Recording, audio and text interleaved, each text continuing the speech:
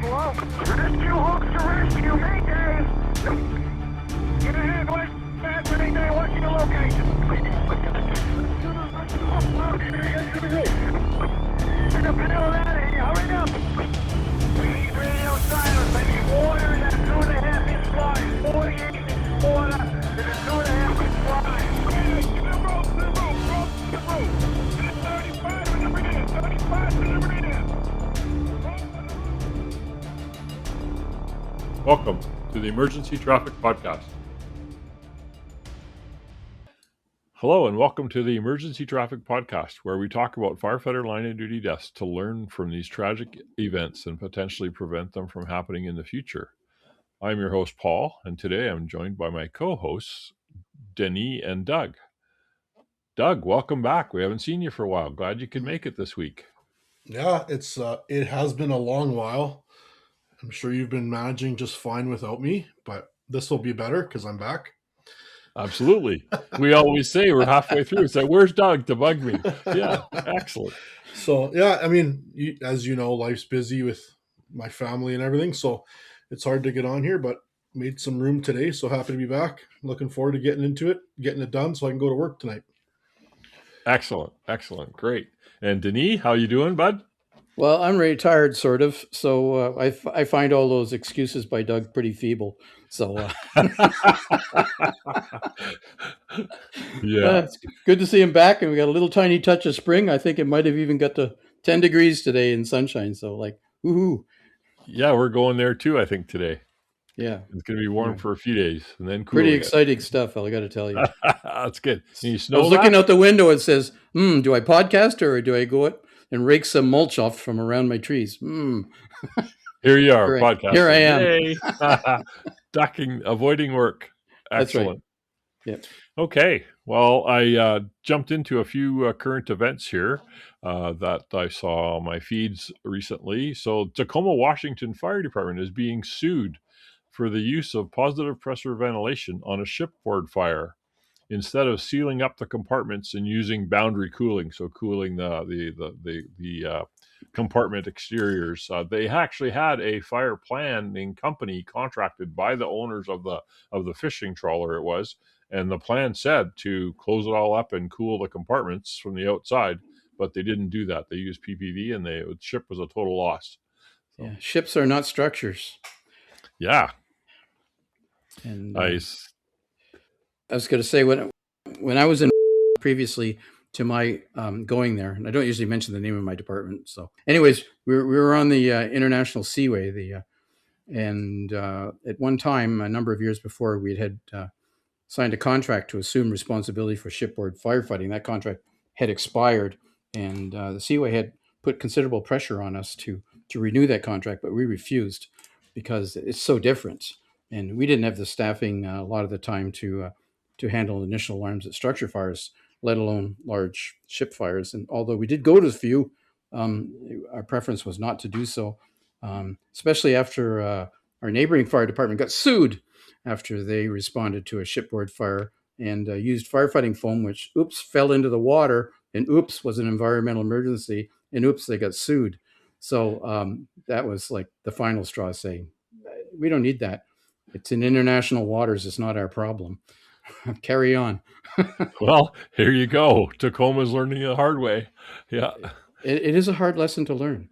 But if you got a port authority, lots of times the local jurisdiction for fire gets dragged into that. And you should resist. You really should. Yeah. No kidding. And then another utility vehicle, or side-by-side, often called, another fatality in a side-by-side. Two firefighters, two chief officers actually were killed in Pennsylvania during a search for a missing person. A UTV was on the shoulder of the road during the search, kind of supervising probably because they were chiefs. Anyway, and a car, possibly impaired driver, swerved off the road onto the shoulder and hit the UTV and killed both the firefighters that were in the car. This is the fourth fatal UTV incident for first responders or firefighters in the last 18 months or so. There was one in BC, there was one in Connecticut, there was one in Texas at a raceway where two UTVs drove into each other, resulting in a fatality, and now this one here, which was in Pennsylvania. So, got to be careful with those UTVs, everybody. If you're on public roadways, for sure. Yeah, the one in BC and Connecticut were off road in the bush fighting a brush fire, and they rolled over. Rollover is one of them, Yeah, for sure. rollovers. Right? Yeah.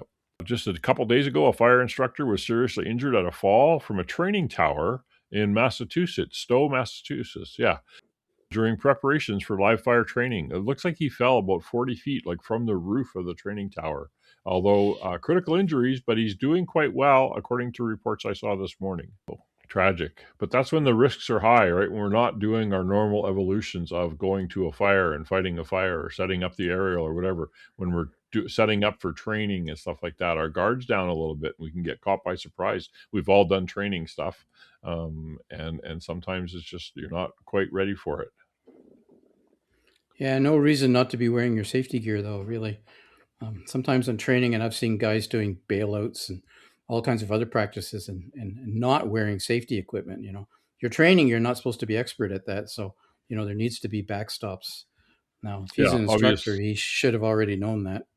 Yeah, so, obviously on the roof and probably no fall protection. We're assuming, we don't know. We don't know. The report will come out. The report will come out and we'll probably cover it because it's another training. Yeah, maybe the handrail failed. I don't know. Maybe, could be. Yeah, you never know. Yeah. Speaking of metal and stuff failing, I attended that Hump Day hangout a couple days ago on fire engineering. They had Brent Brooks and 3 other fire officers at lunchtime, and I caught it for about 45 minutes or so. And they were talking about all the FDCs and stuff and standpipes that they've encountered where you go to hook up and the thing falls off the wall, right? Especially in marine areas like Oceanside, because the salt and the concrete and the moisture, and it rots away and you don't know. And all of a sudden they were down in Florida somewhere, and the standpipe pulled out of the wall upstairs, like on the 15th floor. Yeah. Well, even where the FTC is, you don't want to be standing near those things because they go in through the wall and they go into fittings. And if something in there is rotten and lets go, that thing's coming out of the wall like a rocket, and it could hurt you. So you just need to be thinking of these things all the time. You really do. Yeah. It was really interesting. Brent Brooks, I think you've taken some classes with him, Doug, right? Yeah. He's down in PEI now, maybe? Fredericton. I think Fredericton, New Brunswick. Yeah. Cool. That was really good. A Hump Day hangout on fire engineering. It was a good little sit there and watch it and eat your lunch kind of thing. Okay. Well, we'll get to the main episode. So first of all, a little disclaimer here. Our podcast is based on the information that's available at the time of the recording. The experience of the presenters were all experienced firefighters, and this is done to the best of our ability. And listeners should be cautioned that you may not agree with our opinions on here, but it's a podcast, and all we're trying to do is get the word out, educate firefighters of the risks that they could be facing using these tragic line of duty deaths as examples. And Paul, share our experiences too, because we do these and we're starting to see trends that run through these things, and we can remind you of those trends. Absolutely. That's why we expand on what's going on. That's why they take a while. This will be a long episode, folks, so please take a break. Listen to it kind of like a mini audiobook. It's reports about 28 pages. The script is, so it's going to take us a while, and then we get into the discussions, which is why we invited Doug today, and he was so happy he's back, because this is actually at FDNY, which is the Fire Department of New York, line of duty death that happened in April of 2022, and the script we have is basically a condensed version of the Fire Department of New York report, SB 0322. So it's not a NIOSH report, so it's a little different, which is kind of nice to see the different ones once in a while. Just gives us a different flavor. On Sunday, April 24th of 2022, Engine Company 257 responded to a structure fire at 10826 Avenue N in the Canarsie section of Brooklyn. Near Jamaica Bay, right? It's right on the water. Like, this is 2 houses in from Jamaica Bay, if you will, or the river.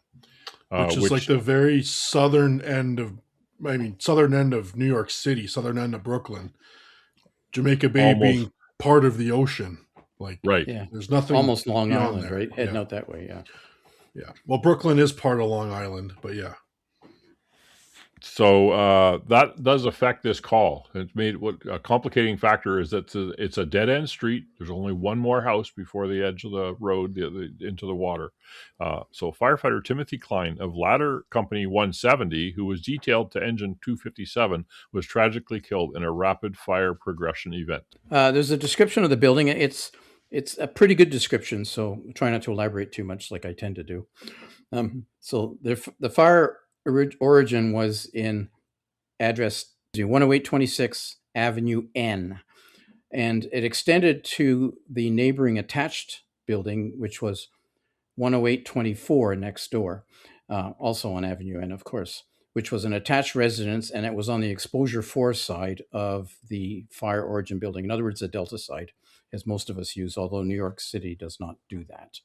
Although these residences were attached, they were separate occupancies. These two buildings were constructed as mirror images of each other and have the same physical dimensions and descriptions. Both buildings were what they call non-fireproofed, semi-attached single-family dwellings. In other words, wood construction. They were constructed in 1965, so they're not new buildings, pushing 50, 60 years old. They were subject to the 1938 New York City Building Code, which identified them as Class 4 buildings of wood frame construction. There was a demising wall, which is a dividing wall between the two occupancies, and it was constructed of concrete masonry, and it extended from the floor of the basement to the underside of the roof beams. So not through the roof, not to the roof, on the underside of the roof beams. And that demarked the separation between these two buildings, and also was the property separation between them for tax purposes. So this demising wall served as a fire partition between the two buildings. So that's not a separation. It's certainly not a firewall. It's just Technically a not a firewall. Yeah, technically not a firewall because it didn't go through the roof. It has to go past the roof and all the way out past the eaves to be a firewall, really. Yeah, and not a fire separation either. So anyway, it's better than nothing, I guess. But anyway, it is a key factor in how this fire spread, as we will find out as we get along. Anyway, each building was 17 feet wide and 40 feet deep. Right, you're on city lots, right? And had a wood frame deck on the first floor in the rear. And so this is the first floor that's raised because it's a typical walk up. So the main entrance to each building was located at the top of a 7-step masonry stoop. The buildings shared a common portico, which is a gable porch roof over the landing at the top of the stoop. So these steps of the stoop, they're actually continuous, wide, and go up to the 2, and then you split off on the concrete porch and go into the separate doorways. The basement level of each building had a 1-car garage that was adjacent to the stoop with its entrance slightly below grade. So you could drive right into the basement, basically. The basement consisted of a 1-car garage. There was a small storage area and a stairwell leading to the first floor. There was also a utility area and a larger room at the rear. The first floor consisted of a foyer, which is where you come in the door, staircases leading to the floors above and the floor below, and that would be on the partition wall between the two. That's where those staircases were. Then there was a living room and a dining room, a bathroom, a closet, and the kitchen was in the rear. The second floor of each of these two occupancies, the fire occupancy and the exposure 4 occupancy, consisted of 3 bedrooms. There was a staircase, a hallway closet, and a bathroom. They're not terribly large occupancies. Both buildings had walkout basements. So this large room at the rear, at the basement, walked out. There was a set of doors there, which typically there were separate entrances on each of them, and they went outdoors at ground level or slightly above ground level. This type of basement was situated on a sloping or hilly terrain. There'd be just enough, slope there to allow you to walk out, which allowed for natural light and also convenient access to the backyard or patio area. Also a good area for firefighters to enter, right? So it's called a grade separation, Mr. Engineer. Yeah, my brain wasn't functioning, so thank you for pointing Hey, that out. and I went to a lot of work to put in metric in there for Dennis Jones, who's not here today. He's driving back from Arizona, the poor sop. But anyway, we'll leave that out then. I worked hard on that. I went at it. So it's 5 meters wide by 12 meters deep, for those of you that didn't quite catch that. Okay, very good. Did you work out the square meters? No, I didn't. On each side of the masonry demising wall, there were nailed furring strips. So these are attached vertically to secure the gypsum boards, the walls. So you put these wooden strips up so you can screw the gypsum board to something. So these strips are attached in a staggered fashion on each floor. In other words, they weren't continuous from the floor to the ceiling. They were just put in wherever. This then created horizontal voids between the concrete block wall and the inside of the gyp rock. There would be vertical passageways of whatever the thickness of these strips were. And there were also horizontal voids too between the ends of these strips. So fire could get up in there and travel back and forth and upwards. Anyway, that was all the way from the basement level through to the attic. And these voids created an additional path for smoke and fire to travel if such smoke or fire had been in that space. Anyway, common to both buildings was also a double thick wall that contained a vertical shaft serving as a chase for plumbing, sewer vent pipes, and an HVAC unit. By a double thick wall means there's a wall, a space, and another wall. So it leaves a chase up the middle. Anyway, the vertical shaft was approximately 1 foot deep, third of a meter, by 3 feet wide, about a meter wide, and was located behind the first floor closet and extended into part of the full bathroom and continued up. The vertical shaft contained the air supply duct for the second floor, so forced air heating was also running up through that, and vents for the furnace and water heater. So the vertical shaft extended from the basement level all the way to the attic and was alongside the demising wall, and there were no fire stops between the floors. So this just open. So all these ducts and everything, there was nothing stopping fire from traveling up in there. The fire buildings, which was 10826 and 10824 Avenue N, were located in a waterfront area of Brooklyn known as Canarsie, on a dead-end block. The buildings were situated on the south side of Avenue N, approximately 215 feet east of 108th Street and 40 feet west of the dead end.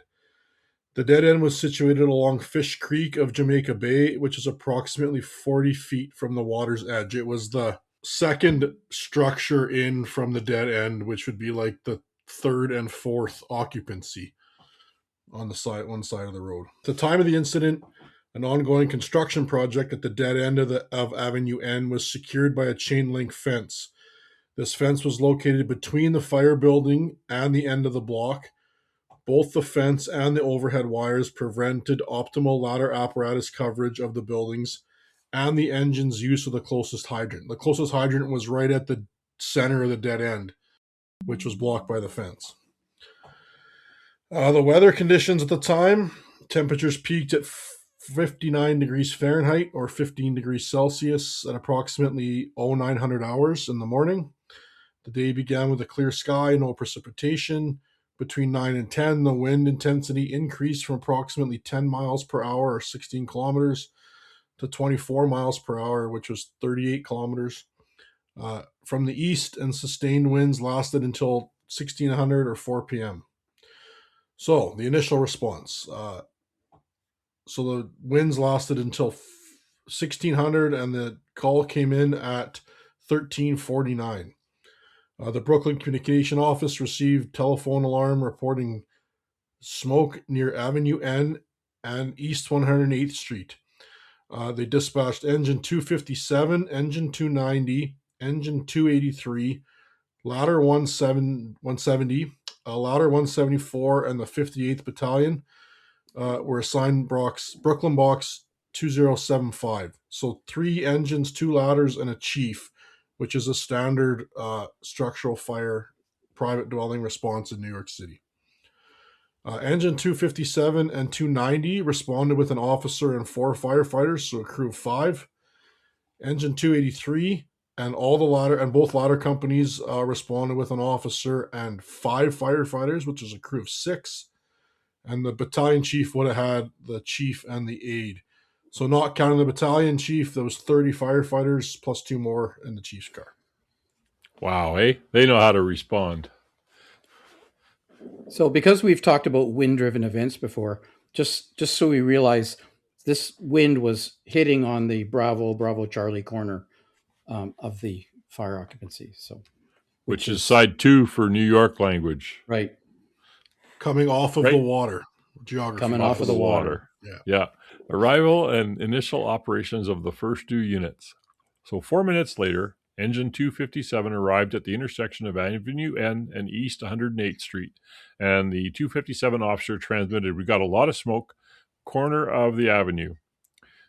Battalion 58 chief transmitted to the Brooklyn dispatcher, "We looks like we got something." Engine 257 control firefighter exited the apparatus, tested the hydrant in front of 10807 Avenue N. So that's kind of down the street on the way into the house, Yeah, it's only a short distance down the block. which was operational. The control firefighter used a 3.5-inch or 88 millimeter supply line to connect the hydrant to the apparatus, establishing positive water source. At the same time, the Engine 257 officer proceeded to the front of the fire building and ordered members to start a dry line to the front of the house. The Engine 257 nozzle firefighter and firefighter Timothy Klein stretched an 1.75-inch 44 mil hose line from the Engine 257 apparatus to the front of the fire building. Quite a long stretch, though, because of where the hydrant was, I guess, and they couldn't get at it because of all this construction at the end of the street. 8 total lengths of hose were stretched, 6 lengths of 1.75-inch or 44, and 2 lengths of 2.5 or 65.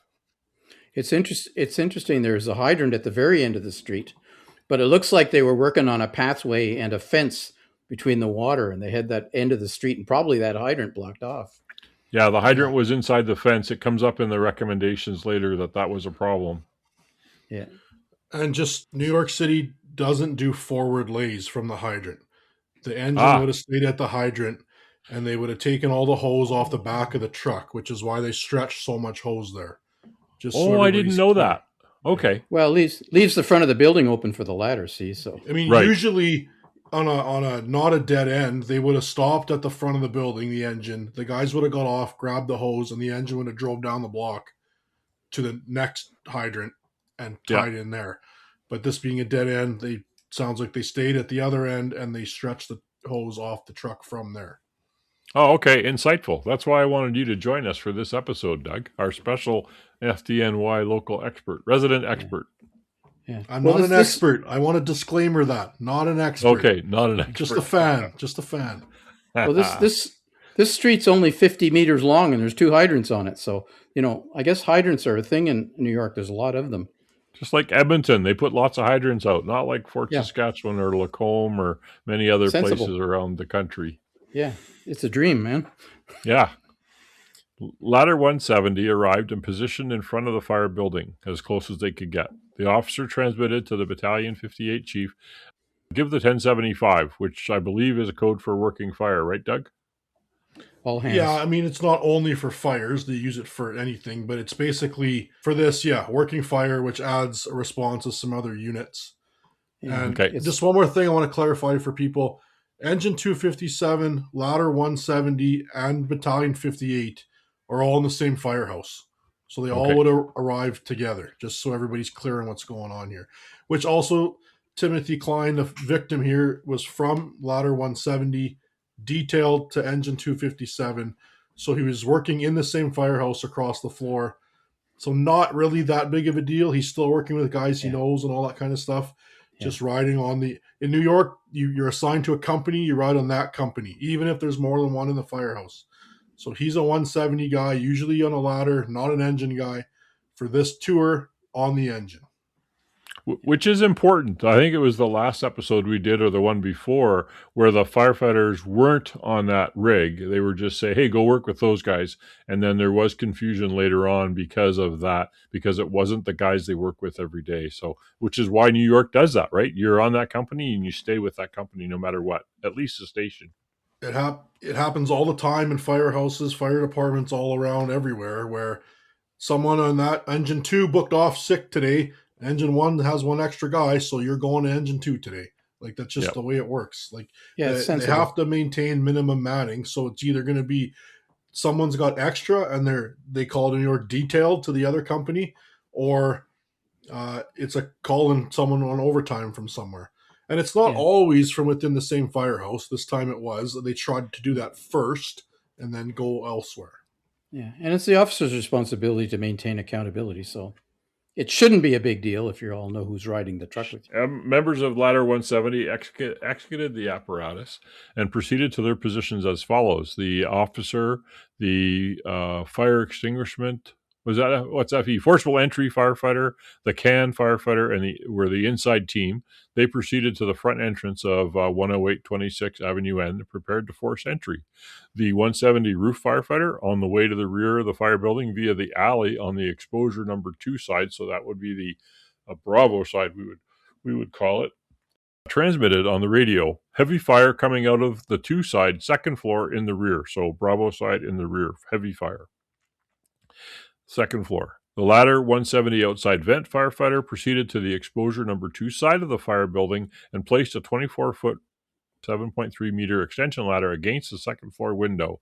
Heavy fire was venting from the first floor windows, which prevented the outside vent firefighter from actually ascending the ladder to check on what was in that room, possibly for like a vent enter search or anything that might be needed.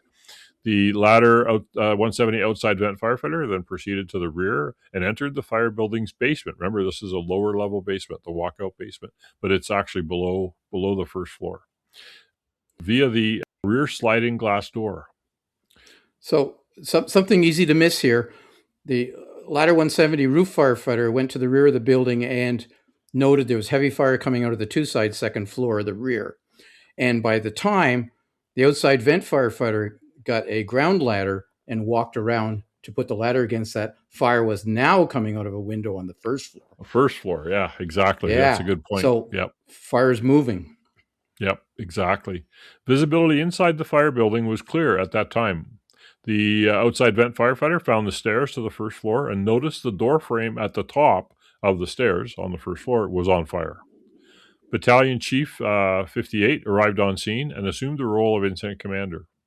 A few seconds later, District 15, Battalion 44, Rescue 2, Squad 252, Engine 310, and Ladder 174 were assigned to the 1075 transmission signal. And Ladder 174 was designated as Firefighter Assistance Search Team FAST. So that's 28 more firefighters arrived.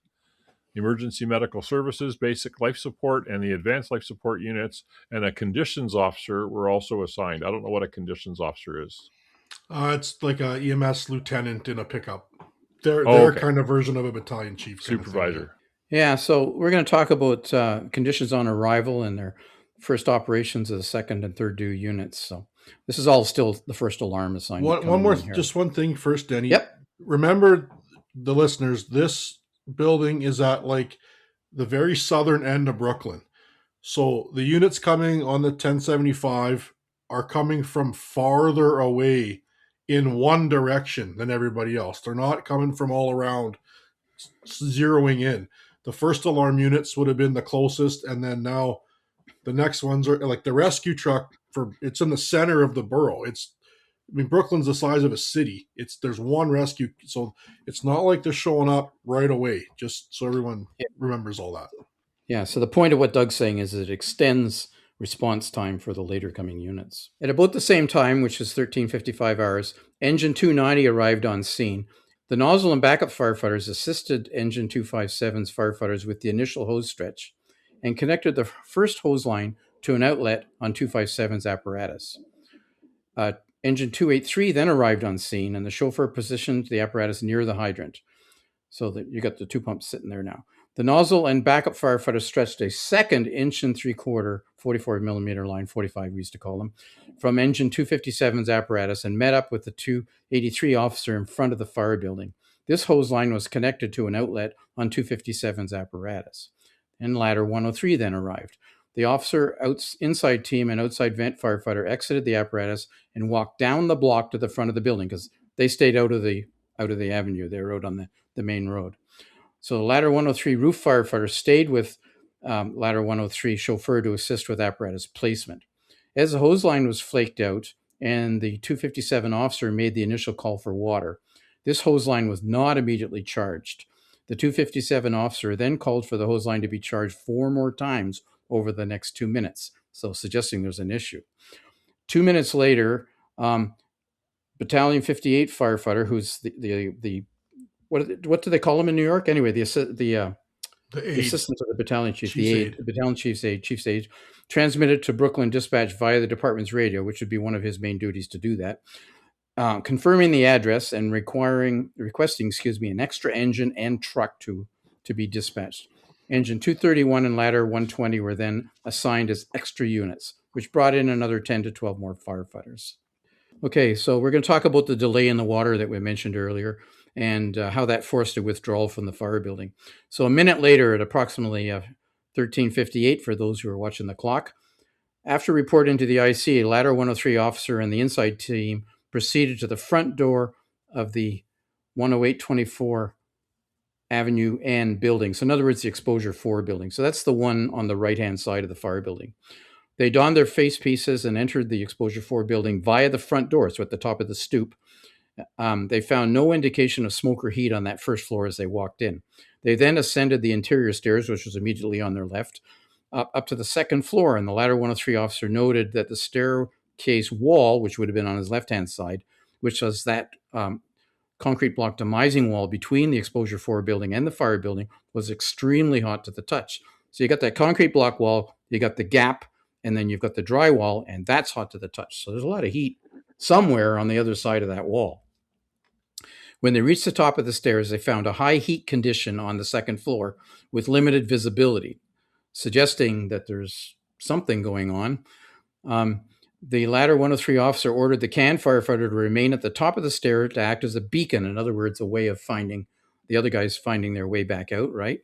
So the FE firefighter, what's FE again? Forced entry firefighter, began a search of the rear while the Ladder 103 officer searched the front of the second floor where the fire was discovered in a front bedroom. So we found a fire in a front bedroom of the Exposure 4 second floor. Upon finding the fire, the Ladder 103 officer closed the door to the front bedroom, closing the bedroom off from the hallway and confining the fire to that bedroom, hopefully. So the Ladder 103 outside vent firefighter then proceeded to the rear of the fire building with a 24-foot, 7.3 meter extension ladder, and he went down via the alley on the side 2 of the fire building. So that's the side where the fire building is. After surveying the rear, the member placed the 24-foot extension ladder to a second floor window on the Exposure 4 side of the fire. Ladder 103 outside vent firefighter climbed the ladder, intending to vent, enter, isolate, and search in that back bedroom. But the size of the window, too small, I guess, and the location of furniture inside the room restricted the firefighter's entry. So he decided to leave the window intact and came back down the ladder. At that time, the Ladder 103 chauffeur had managed to position Ladder 103's apparatus in front of the fire building behind Ladder 170's apparatus, and he was able to maximize ladder coverage of the fire building. So he actually placed it next to the Bravo side exposure. So not in front of the fire building, just a little past it, so he'd be able to get a couple sides of that building. Once the apparatus was in position, Ladder 103 chauffeur raised the aerial ladder to the front second floor window of the Exposure 4 building. There are wires in front of this building, Paul? And I think that's becomes part of an issue later on. Yeah, and looking at the pictures of the second floor windows, and they are small. They're quite high, and they're small from the pictures, which we'll post on our Facebook page, the pictures from the FDNY report. Yeah, so this is an older building. I mean, it's 40, 50, 60 years old, right? And so windows were smaller in those days. They really were. Anyway, Ladder 103 roof firefighter proceeded to the rear of the fire building with an extension ladder via the alley on the Exposure 4 side. So he's going down the right side of this pair of attached buildings. Anyway, due to a number of sharp turns and a narrow path, the 103 roof firefighter was forced to breach through a PVC fence in the alley before he was able to carry the ladder into position. Upon arrival at the rear, the roof firefighter noted fire out all windows and out the rear door of the first floor of the fire building. So the fire building's, really going along. And he also noticed a 20-pound propane cylinder that was exposed to that fire, and it was on the rear deck of the Exposure 4 building. So he climbed the stairs up to the rear deck. There's exterior stairs. And he took the cylinder and he carried it back to the front of the building, again, back through that side alley. About 9 minutes after the time of the call, Engine 257 chauffeur transmitted, "We're having issues with the rigs," stating, "We're having issues getting water intake to the pumps." So something's wrong with an intake valve or something.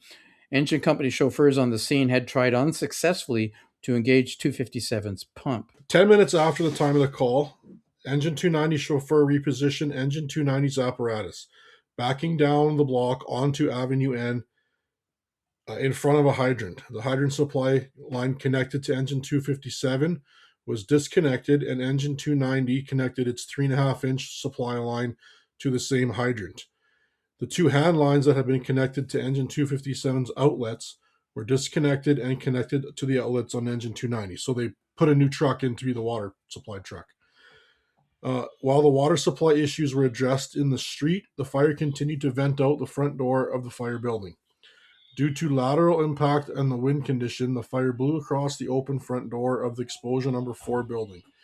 The Ladder 170 officer and inside team positioned on the front stoop of the fire building recognized that the fire extending was threatening the egress of the Ladder 103 officer and inside team, who were operating inside the exposure 4 building, which is attached to this fire building.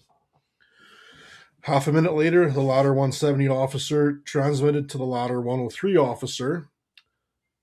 The captured portion of the message was follows. 170 to 103, you have to get out of there. The fire is taking over the front door. So be careful where you are.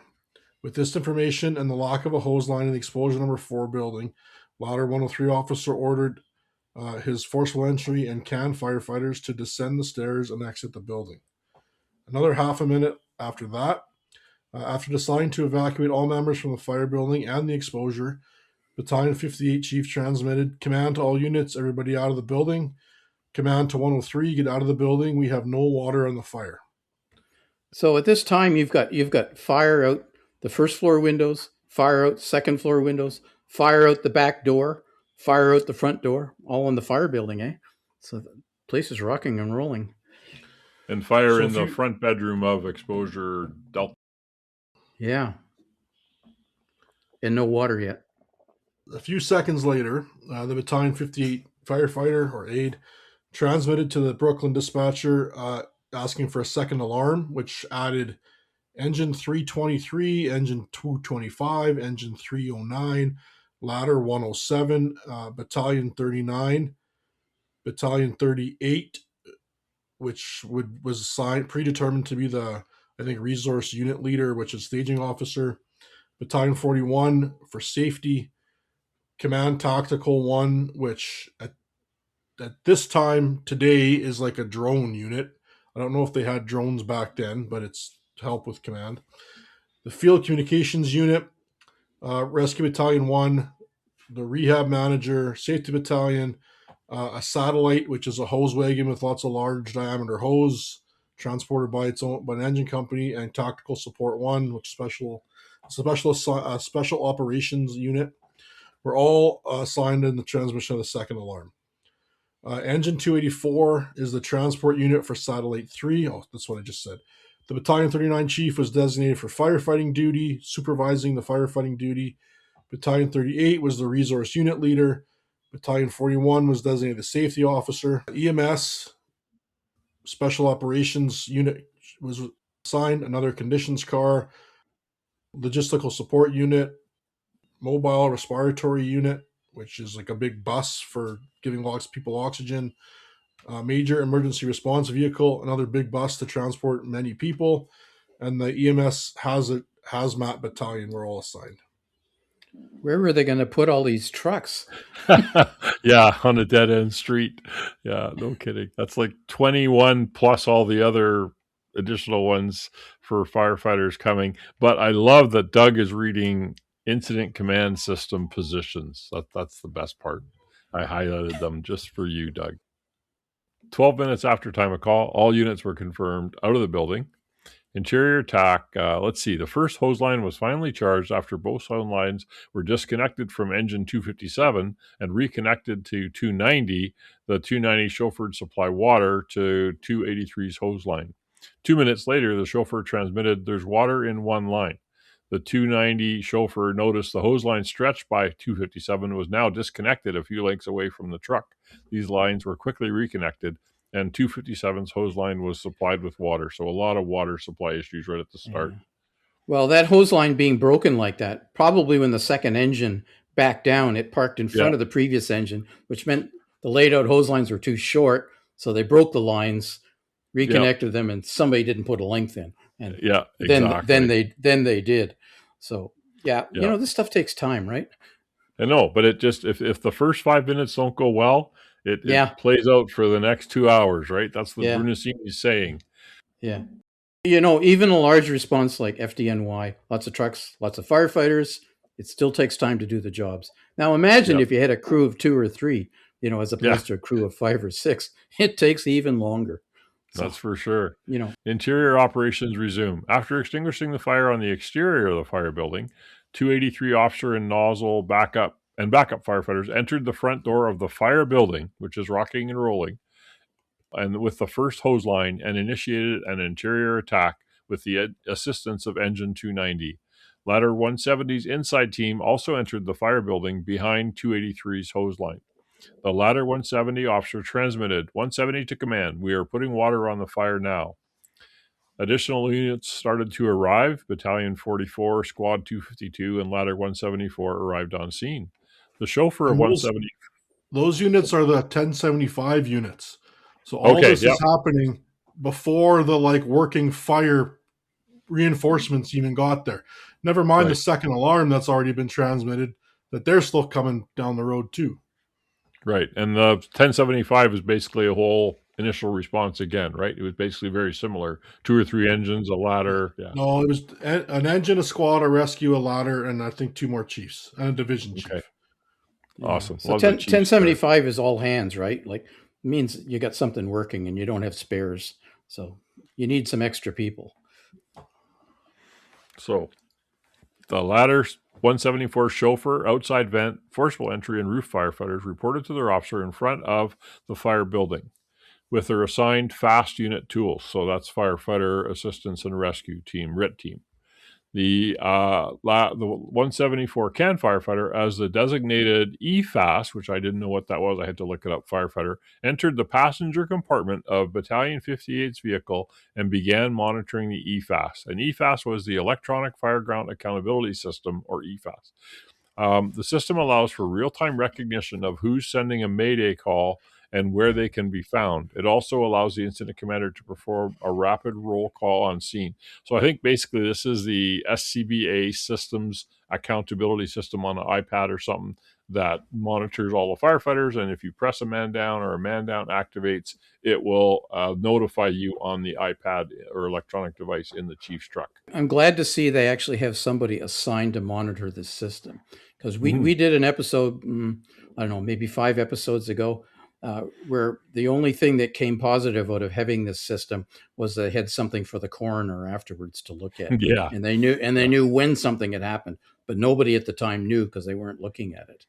So it's good that they recognize that the technology still needs somebody with a brain looking at it. So the EFAS firefighter sits in the battalion car, and he has, every time somebody keys their mic on their radio, it shows which radio is keying the mic. Yeah, PTTID. It'll say Ladder 170 OV or whatever. Yeah. So then if the emergency button is pushed or a Mayday is transmitted, either or, he's there watching every single time. He knows right away, oh, that was Ladder 170's officer, and then they know right away, oh, well, they're on the second floor doing a search. So that's every 1075 gets a fast unit. Every fast unit has a firefighter designated to do this at every single fire in New York City. Excellent. So can I just talk a second about radios with man down alarms on them? It says that transmits a code, and it takes a special radio to read that code. So if you have a regular radio and you're on the fire ground and somebody pushes a man down alarm, all the other radios don't know about it at all. They will hear a transmission interrupting them, but you need a special radio to decode that and identify who it is and the fact that it is an emergency signal. And that's what this guy's doing with this machine. So excellent. Good discussion. So a great thing to have, right? And especially if you have the staffing to man it, which is, it's there. The staffing's there. You got to have Squad 252. Squad 252 officer reported to Battalion 58 in front of the building. Battalion 58 ordered Squad 252 officer to check the exposure 2 building for fire extension. So that's the separated building across the little alleyway to the Bravo side. The Squad 252 split his crew into 2 teams. The officer and the forcible entry firefighter checked the exposure 2 building for fire extension. The 252 can firefighter was directed to enter the fire building. The Squad 252 hook firefighter proceeded to the rear, and the Squad 252 roof firefighter was directed to the second floor of the exposure 4 building to check for fire extension. If you look at Google Street View, there is photography from the summer after this incident happened in April, and you can see there's a fair amount of damage to that exposure 2 building. So they're right to be concerned about it. For sure. There's one in the report too. So 1 minute later, so those keeping track, we're at about 14:04 hours. Division 15 arrived on scene. The Battalion 58 firefighter transmitted it says primarily report, but I think it's a progress report, which they do every 20 minutes or something in New York, via department radio to the Brooklyn dispatcher saying, we have fire on the first and second floors of a 2-story 40 by 60, that's 40 feet by 60 feet. The address is 10826 Avenue N and occupied, non-fireproof. We have 2 line stretch, 1 in operation. Primary searches are underway. Trucks are opening up and the fire is doubtful. Exposures are as follows. 1 is the street, or 1 or A is the street, Alpha. 2 or Bravo is the driveway. 3 is unknown at that time, which was just a yard. And 4 is a similar attached, meaning it's the same type of building attached to the fire building. The latter 103 roof firefighter returned to the rear yard and climbed the deck stairs to make entry into the first floor rear of exposure number 4 via a sliding glass door. The latter 103 roof firefighter opened the sliding door and the glass remained intact. The sliding door remained open for the remainder of the operation. Upon entry into exposure 4, the latter 103 roof firefighter noted no heat condition and clear visibility. While searching this floor, he found the door down to the interior stairway to the basement and conducted a visual inspection down the stairs. Looking down the stairway from the door at the top of the stairs, he observed that conditions in the basement were clear and closed the stairway door and continued to search the first floor. Engine 310 arrived on scene, positioned their apparatus on the hydrant, which was where Engine 290 was before they moved to become the new pumping truck. The Battalion 58 chief ordered 310 via the handy-talkie to stretch a 3rd hose line to the front of the fire building. After conferring with the Engine 290 chauffeur to ensure the apparatus had the capacity for a 3rd line, Engine 310 began to stretch an 1 3/4 hose line from Engine 290's apparatus. A minute later, after reporting to the Battalion 58 chief in front of the fire building, the Battalion 44 chief assumed the role of fire sector chief, and the chief entered the fire building to supervise extinguishment operations. Around this time, ladder 103 officer and inside team re-entered the front door of the exposure 4 building to resume their search on the 2nd floor.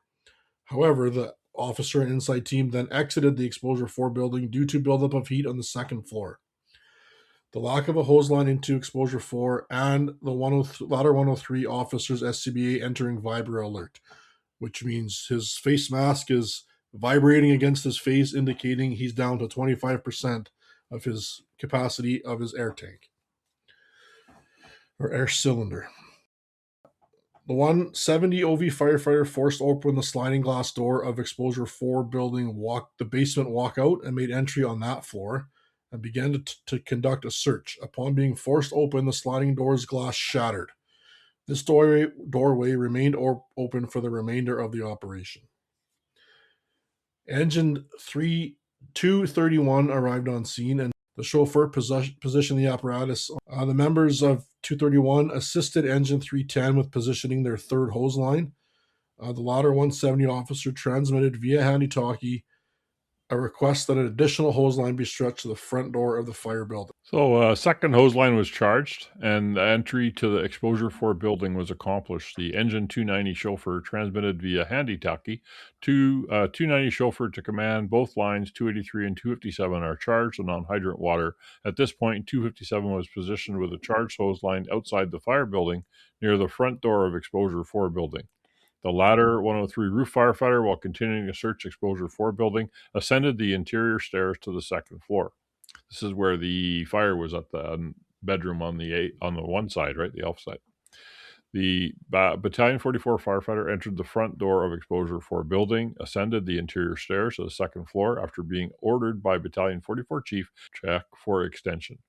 The Battalion 44 chief remained in the fire building. So sort of a supervisory personnel in there, right? Putting a chief up there. After descending the portable ladder in the Exposure 4 side alley, the ladder 103 outside vent firefighter proceeded to the rear, climbed the rear deck steps, and entered the first floor of the Exposure 4 building, revealing that open sliding glass door. While searching the Exposure 4 building, the ladder 103 outside vent firefighter found the interior stairs leading down to the basement. He descended down these stairs and joined the 170 outside vent firefighter who had gone in previously and had forced the door open. Battalion 58 Chief ordered 257 to bring its hose line to the Exposure 4 building to extinguish the fire on the second floor that was previously discovered by 103. The Battalion 58 initially intended this hose line to back up E283's hose line in the fire building, so it got taken away. 2 minutes later, E323 and E109 arrived on scene. Ops in the Exposure number 4 building. So that battalion chief had transmitted via the handy talkie to the 103 officer who entered the Exposure 4 building for the third time after exchanging his SCBA air cylinder. I got 257 coming in with you.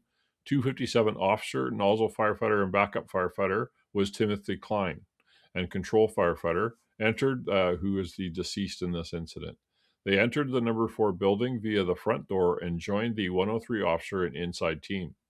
The 257 officer and 103 officer had a face-to-face exchange, and the 257 officer was informed of the fire on the second floor in the front room. 257 brought a hose line up the interior stairs to the second floor.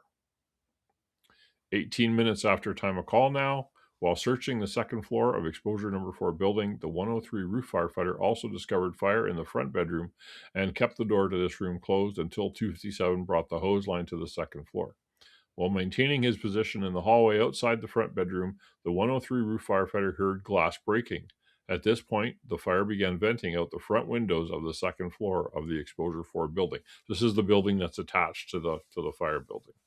Once it was determined that the 170's bucket could not access the fire building, that was the aerial that was positioned as close as possible due to the construction and the fencing and stuff. They couldn't reach the fire building due to the overhead wires and distance.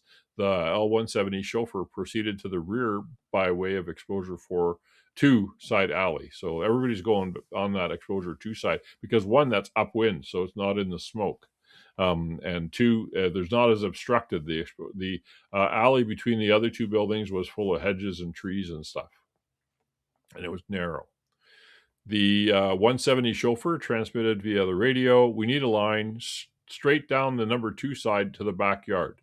As 257 made entry with a hose line, the squad 252 roof firefighter followed and assisted, advancing the hose line up the stairs, and upon reaching the second floor began a search of the rear of that building. Also searching the rear at the time was the Battalion 44 firefighter, who had entered the bathroom near the top of the stairway. So 1 minute later, Rescue 2 arrived. So they just got there after being assigned a long time ago on the 1075. The Rescue 2 officer reported to the command post and was assigned to the second floor of Exposure 4. Unable to enter the front door, the Rescue 2 officer, irons, and hook firefighters proceeded to the rear via the Exposure 4 side alley. The Rescue 2 roof firefighter proceeded to Ladder 103's apparatus and prepared to climb the aerial behind the Ladder 103 chauffeur. Rescue 2 can firefighter entered the original fire building to support the advance of the first hose line. The Rescue 2 OV firefighter, outside vent, proceeded to the rear of the Exposure 2 side alley, and the Rescue 2 chauffeur remained in front of the building. So, I mean, if you haven't noticed, the common theme is that mostly all the roof firefighters do the same thing. All the OV firefighters do the same thing. All the inside guys go do the same thing. Engine 225 arrived on scene. The officer and nozzle and backup and control firefighters proceeded to the front of the fire building. The Engine 225 chauffeur positioned the apparatus on Flatlands 8th Street at the hydrant in front of 10551 Flatlands 8th Street. The ladder 103 chauffeur climbed the aerial position at the second floor window of exposure number 4. Upon his arrival at the tip of the aerial ladder 103 is a rear mount 100-foot ladder truck, no pump, no water, no nozzles, just a ladder. He found the window had already... The way it should be. Well, I like water on it. A little bit of, now a waterway and a nozzle is good, but no pump, no tank. Yeah. Well, see, this is why I brought it up, though. New York has rear mount ladders like this one and tower ladders. So like we said, 170's bucket earlier couldn't reach. So they have there's two different kinds of ladder in New York City. The tower ladders have a waterway. Different kinds of ladders in the same city? It's mind-blowing. Mind-boggling.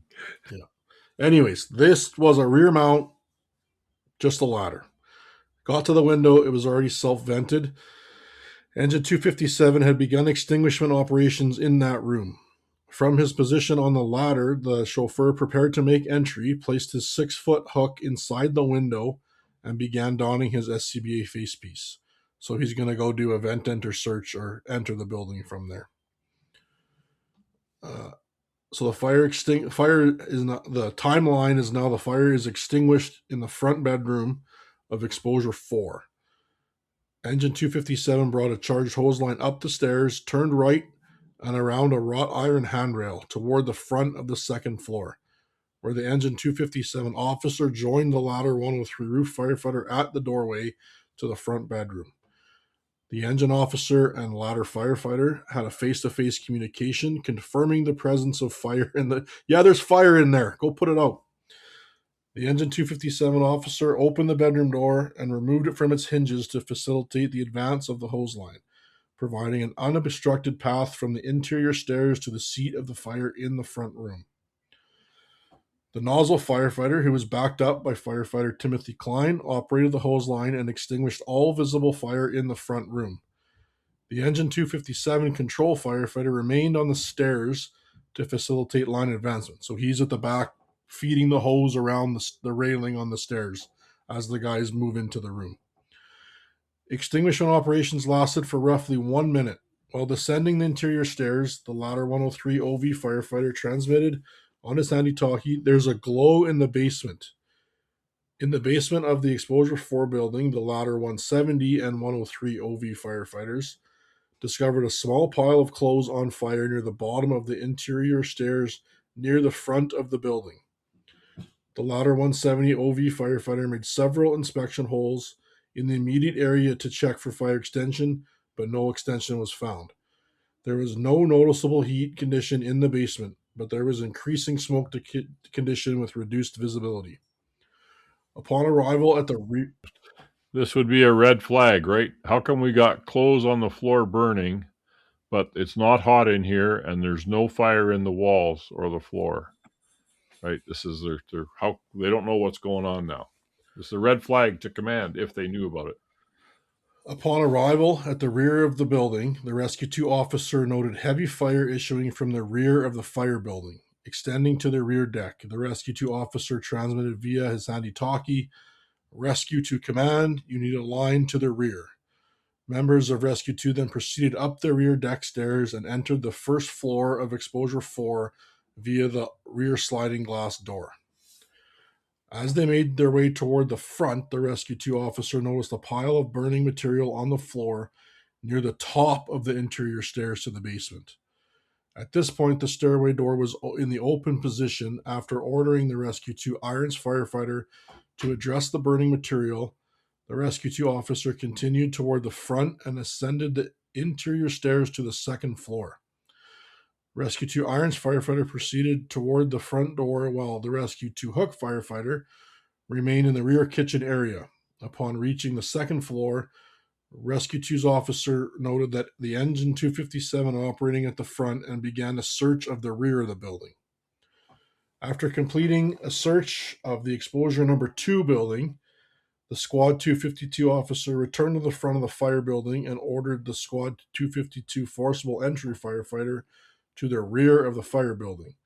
The squad officer had a face-to-face conversation with the Battalion 58 chief and proceeded toward the front stoop to enter the first floor of the Exposure 4 building. A lot of confusion here between the 3 buildings, right? The fire building, the Exposure 4, and the Exposure 2. I mean, it sounds like there's not a lot of firefighting activity happening in the fire building.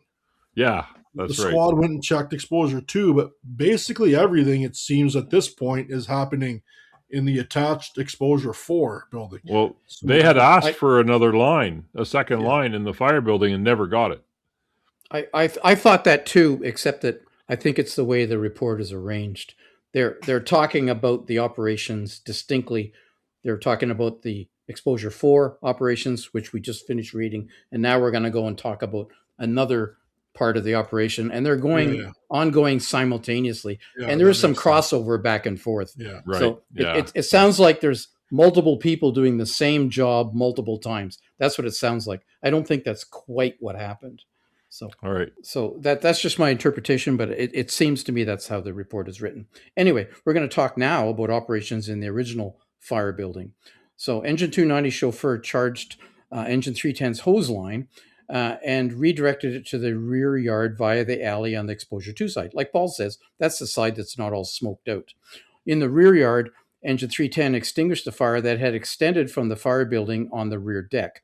310 then operated the hose line from the ground beneath the deck. So remember, the deck is above ground level because you got a walkout basement, right? So he hoses up above, puts out the deck, then lowers the line and starts, hosing the fire that's under the deck. The deck went the whole back of the building from one side to the other for both buildings. So it was a big deck, and then entrances to the basement underneath it. Yeah. So these buildings were glued side by side. So, you had to get along with your neighbor, I'm sure. Anyway, so they operated the hose line beneath the deck, just outside the open sliding glass door. So I'm sure the deck above was falling down and there was materials falling on fire. Anyway, but he saw that there was no fire inside the door. So inside the basement, in other words, of the fire building. After that fire had been extinguished on the exterior, the 310 officer and nozzle and the backup firefighters then used a portable ladder to reposition their line to the rear deck. So they're not just depending on the stairs up to the deck, they're using a ladder to the deck. The 310 control firefighter remained on the ground to manage the hose line at the bottom of the ladder. Engine 310 then used the hose streams of the reach of stream to vent the fire building's rear second floor window. So shooting up past it, trying to create a draft, and began operating the hose stream into that window. Now remember, the wind's at their back when they're doing this. Although there was no fire in the immediate area, the intention was to improve conditions by cooling that area on the second floor. After the main body of fire was extinguished on the first floor in the original fire building, then Engine 283 ascended the interior stairs with a hose line and began extinguishing fire on the second floor. Moments later, the 283 officer transmitted via handy-talkie, "We're on the top floor. We got water on the fire. We got a couple of rooms going. We'll let you know when it's knocked down." At approximately 14:09 hours, Ladder 103 officer noticed an increase in smoke conditions on the first floor of the Exposure 4 building and ordered Ladder 103 inside team to vent the area. So now they want the windows opened. Front door's already open, remember, and there's basement doors open, first floor, rear doors open. Anyway, they're going to open up some more. So the Ladder 103 forcible entry firefighter proceeded to the rear and vented the kitchen window that was next to the open sliding glass door. While passing the interior stairway to the basement level, the 103 forcible entry firefighter looked down the stairs and he saw fire at the bottom, in the basement, in other words. And he also noted a firefighter walking away from the bottom of the stairs. The Ladder 103 forcible entry firefighter then closed the stairwell door to try to keep that from coming up, which is good, and reported the findings to the Ladder 103 officer. The Ladder 103 officer transmitted via handy-talkie the need for a line to go to the rear as there was possibly fire in the basement as well. While the 103 forcible entry firefighter was venting that rear window in the kitchen back there, the 103 can firefighter began venting the side window on the Exposure 5 sidewall. across from the top of the interior stairs that went down to the basement. So one of the other windows up the side. Upon engine 323's arrival at the IC, so they're just coming on scene, Battalion 58 ordered the team to stretch a hose line to the front of the building. The 323 officer transmitted via handy talker, 323 nozzle stretch a line to the front of the fire building. 323 nozzle backup and control firefighters then stretched a 2.5-inch hose line from 257's apparatus to the front of the fire building. So 257 still the main pumping apparatus. This was the fourth hose line stretched at the operation and the first hose line that was supplied by 257's apparatus. I'm sorry, I got that wrong. Anyway, conditions in the basement of Exposure 4 building rapidly deteriorated and became untenable. The 103, ladder 103 outside vent firefighter then transmitted via handy-talkie. Outside vent to 103, you got fire blowing out of the basement. So they got fire on all 3 floors now. Because remember, it's windy from the fire building side. And everything's open. And they've opened it all up. And it's just a masonry wall between the two.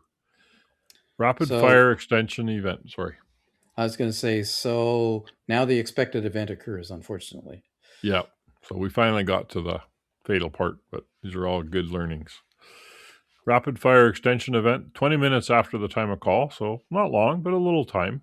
It's long for a line of duty death. Usually they often happen in the first 7 to 10 minutes. So a sudden catastrophic fire extension event occurred, resulting in a rapid high-intensity fire spread upward from the basement to the second floor of the Exposure Number 4 building, primarily by way of the interior stairway. This extension was driven by the wind from the rear and uncontrolled low-intake, high-exhaust flow path inside of the Exposure Number 4 building. The following subsections provide an accounting of the approximate location of all the members in the Exposure 4 building at the time of the rapid fire extension event. So the ladder 170 outside vent firefighter was near the bottom of the stairs. The 103 outside vent firefighter was also near the bottom of the stairs. On the first floor, ladder 103 officer was at the bottom steps of the stairway to go up to the second floor. The ladder 103 firefighter was in the living room between the stairway door to the basement and the bottom of the stairway to the second floor.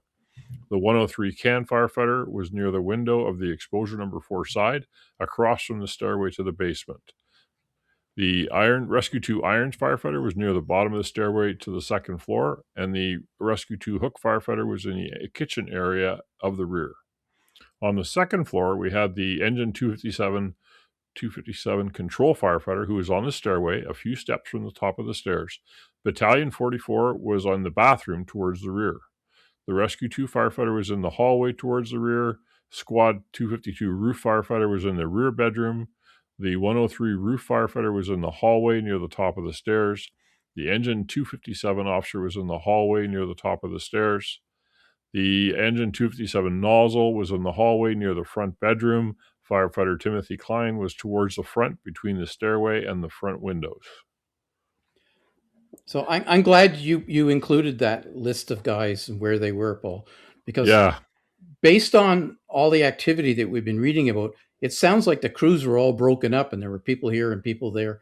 But when you see what's going on and where people are, you realize that, in fact, they do mostly have crew integrity, except for some of the ladder companies where they got guys doing different jobs. But it was really a challenge to condense this script. I took out lots. So there's some now that as we're reading it, I missed. I didn't take out. When a truck shows up and positioned by the hydrant 2 streets away, really wasn't relevant. But I did. But this part here, I thought it was good to see where they all were. Now, not as part of our podcast, but FSRI did a report and a flow path modeling and everything for this fire for New York City, and it's available online. You can get it. Yeah. So ladder 103 and Rescue 2 were all on the first floor. Engine 257 was all on the second floor with a couple other people, right, from the squad and the rescue.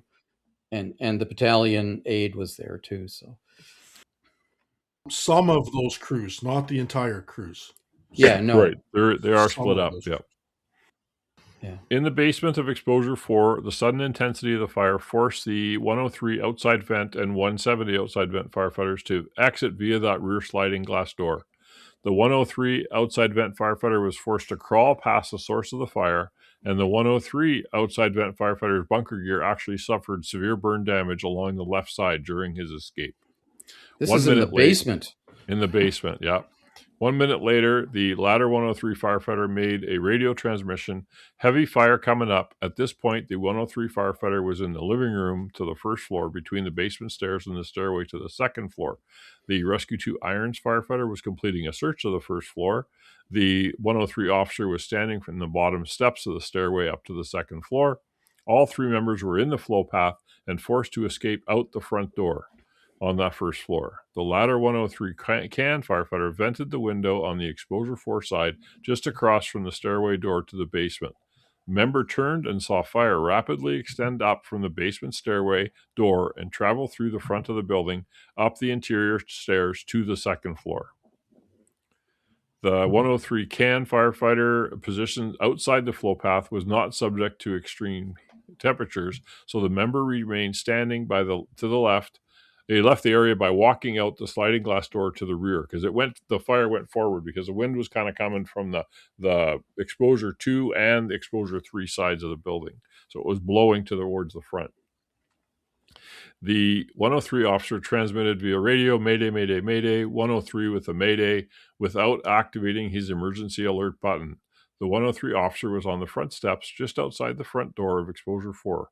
While making this transmissions, the Squad 52 officer transmitted via handy-talkie, "Brothers upstairs, you got fire, heavy fire on the first floor." At this point, heavy fire on the first floor was traveling up the interior stairs. Seconds later, Battalion 58 Chief transmitted via radio, command to all units, everybody back out of the building, everybody back out. Command to all units, as this message was transmitted, fire vented out the exposure 4 building second floor side window, so towards the exposure 4 side. During this time, firefighter Timothy Klein's position on the second floor was subject to extreme temperatures and untenable conditions. His SCBA pass device entered pre-alarm and then full alarm. It was unclear whether firefighter Timothy Klein moved his pass alarm after his pass alarm had entered full alarm. However, the fire investigation team determined that Klein did not move between 14:10:20 and 14:10:40, so for 30 seconds or so, 20 seconds. Yeah, so when his pre-alarm went off, he hadn't been moving for, 30 seconds, 45 seconds? Something like that, yeah. A minute, whatever the timeline on it is. Yeah. And then it went into full alarm, and the only way you're going to shut that off is if you manually reset it, right? So he didn't do those things. 22 minutes after time of call, the windows failed. The fire vented out of the large bay window on the front of exposure 4 building. This fire vented directly below ladder 103's aerial ladder and forced the ladder 103 chauffeur to retreat from the tip of the aerial. The chauffeur climbed down the aerial ladder. The Rescue 2 roof firefighter on the bottom rungs climbed down the ladder and proceeded to the rear of the fire building. Fire rapidly extended up the stairway to the second floor of the exposure number 4 building and surged toward the front of the building. The fire vented out the previously self-vented windows of the front bedroom. Quickly after extending up the stairs, the fire also vented out the open front door of exposure 4 building from the sunken foyer roughly 2 feet lower than the rest of the main floor. In the following seconds, conditions on the second floor rapidly deteriorated and became instantly untenable. It sounds a bit like Winnipeg.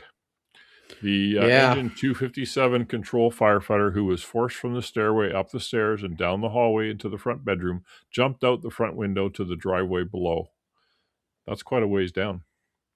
Story and a half. The driveway was below grade, right? Down into the basement. Almost 2 stories.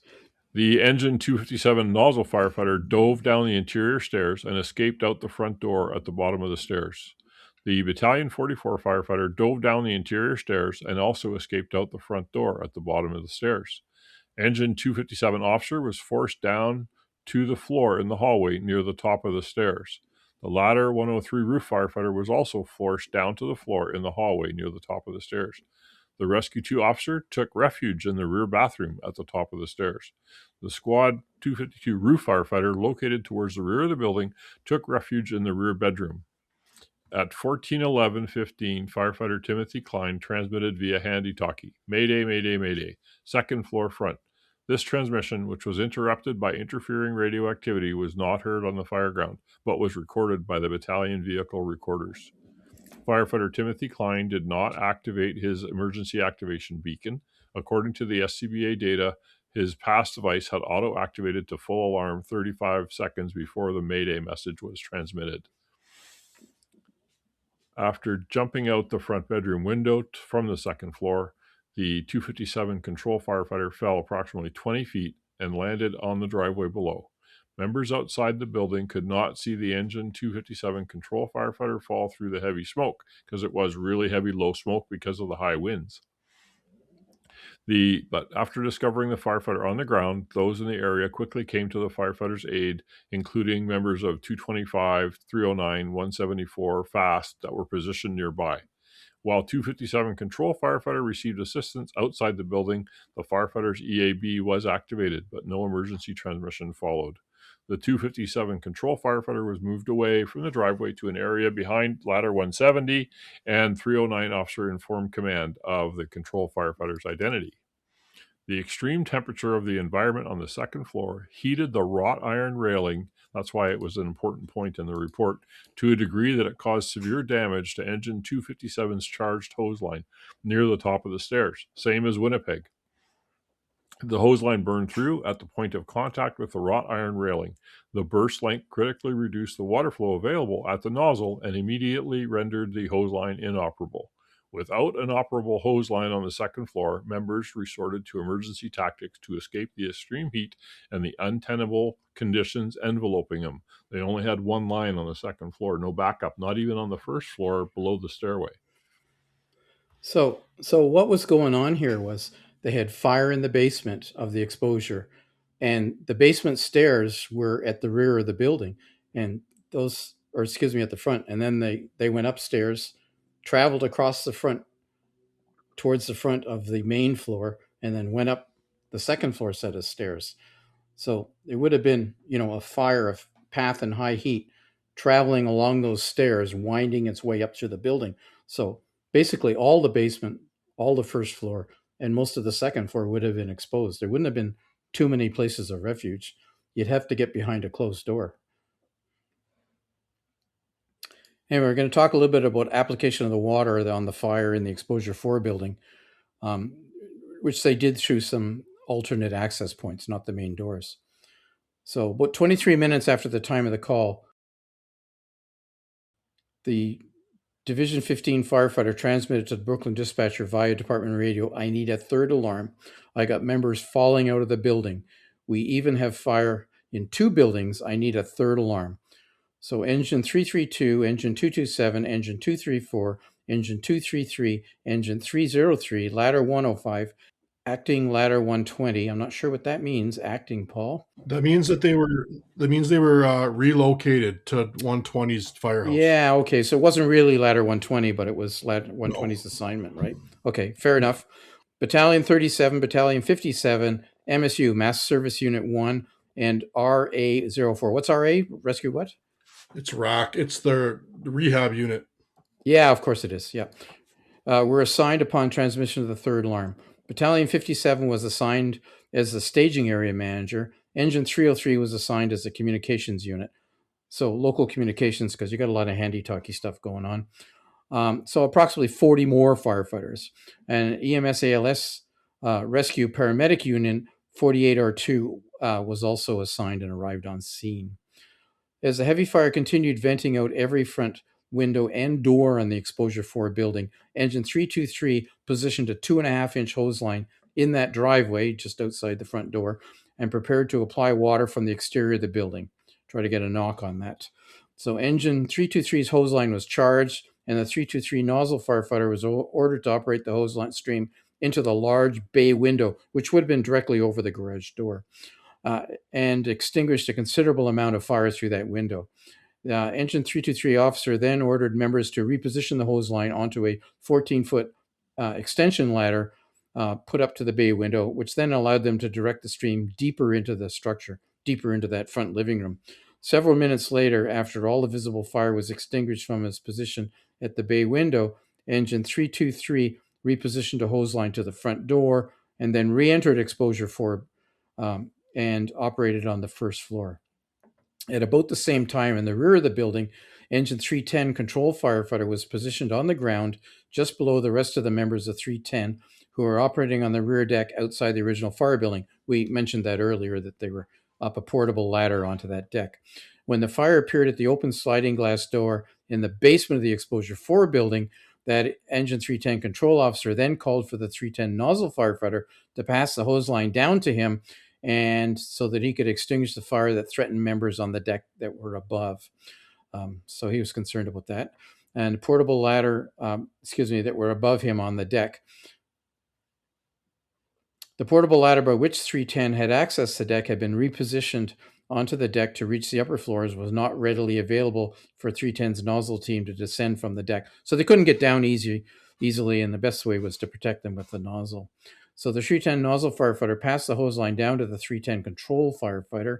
The Squad 252 forcible entry firefighter, who had proceeded to the rear yard about then, after checking the Exposure 2 building for extension, he assisted 310 control officer by advancing the hose line with him, ultimately advancing to the laundry room of the Exposure 4 and extinguishing the fire that was in the laundry room.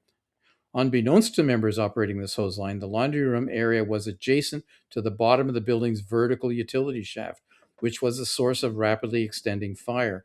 By extinguishing this fire, 310's hose line effectively extinguished the main seat of the fire in the Exposure building. Once this was accomplished, approximately 2 minutes later, conditions throughout Exposure 4 building significantly improved.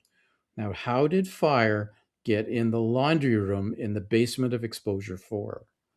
It talks about a vertical utility shaft that might have been shared amongst both buildings. Right. So if the fire went over the top of the demising wall and caused debris to fall down that large 1 foot by 3 foot duct, it would have gone straight down into the laundry room and caught something on fire down there, which proceeded to engulf that building. And then the wind drove it. Yep. Because you now had a flow path. Yep. That seems to be what happened there. I don't think anybody at the time knew that's what was going on.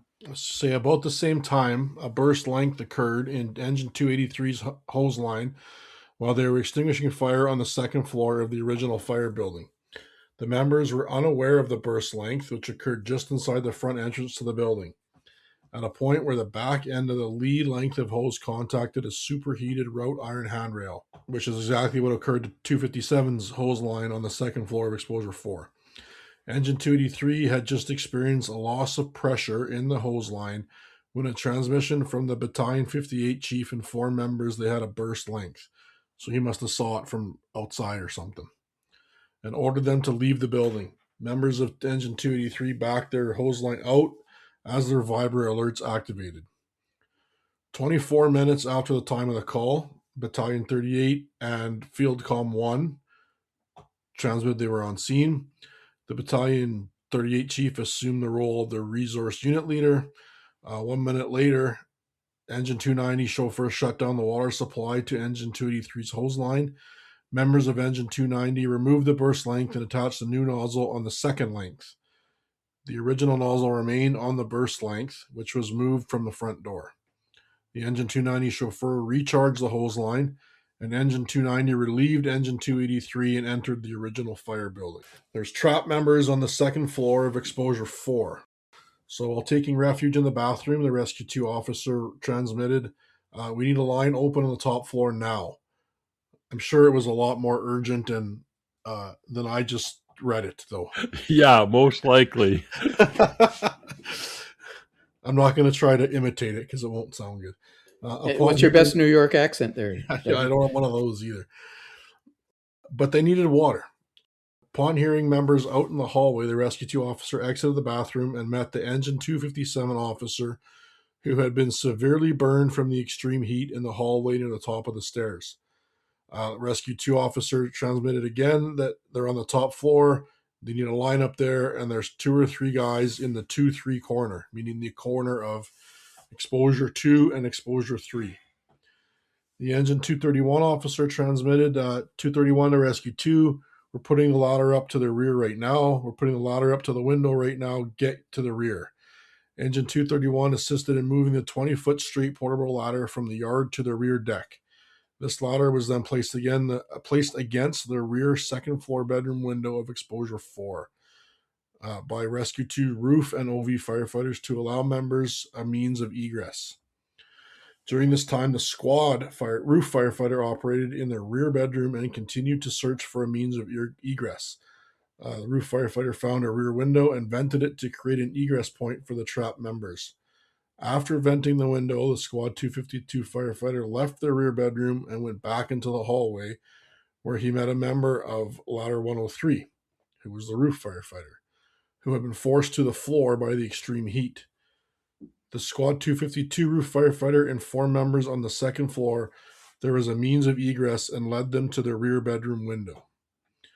25 minutes after the time of the call, Rescue 2's officer said he was on the top floor with engine 257. He transmitted this. On the top floor with engine 257. We're going to make our way out that window now.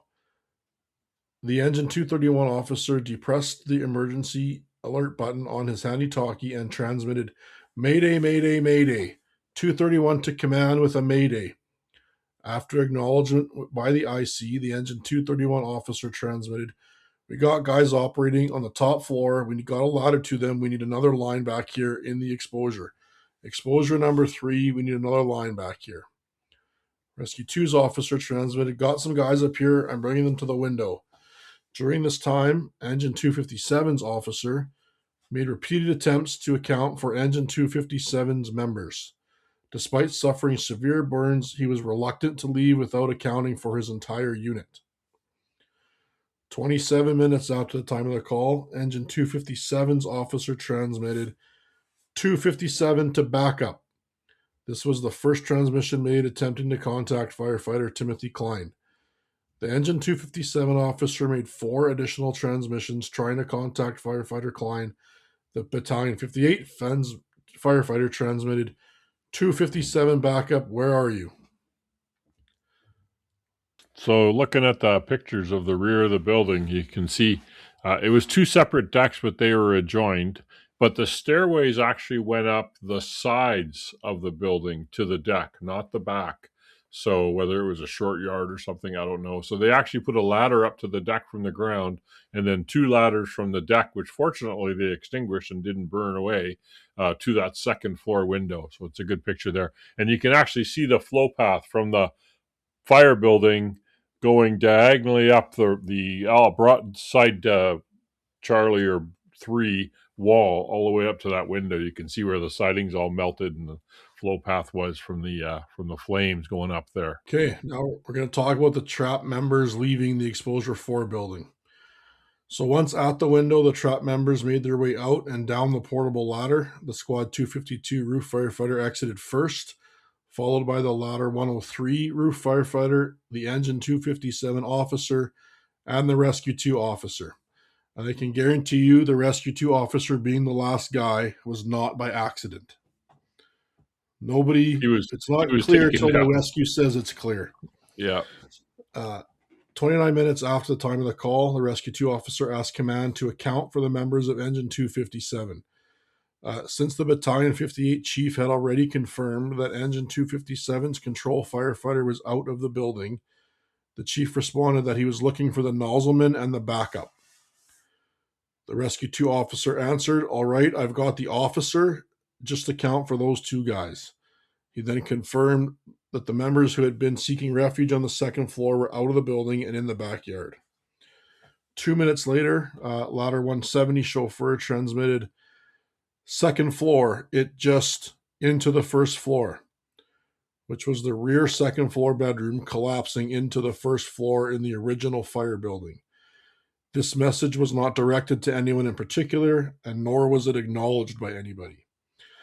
Command ordered engine 225 to stretch a hose line to the rear of the fire building, and the members of engine 225 stretch a 2.5-inch hose line from Squad 252's apparatus via the exposure number 4 side to the rear of the fire building and connected this hose line to an outlet on engine 257's apparatus.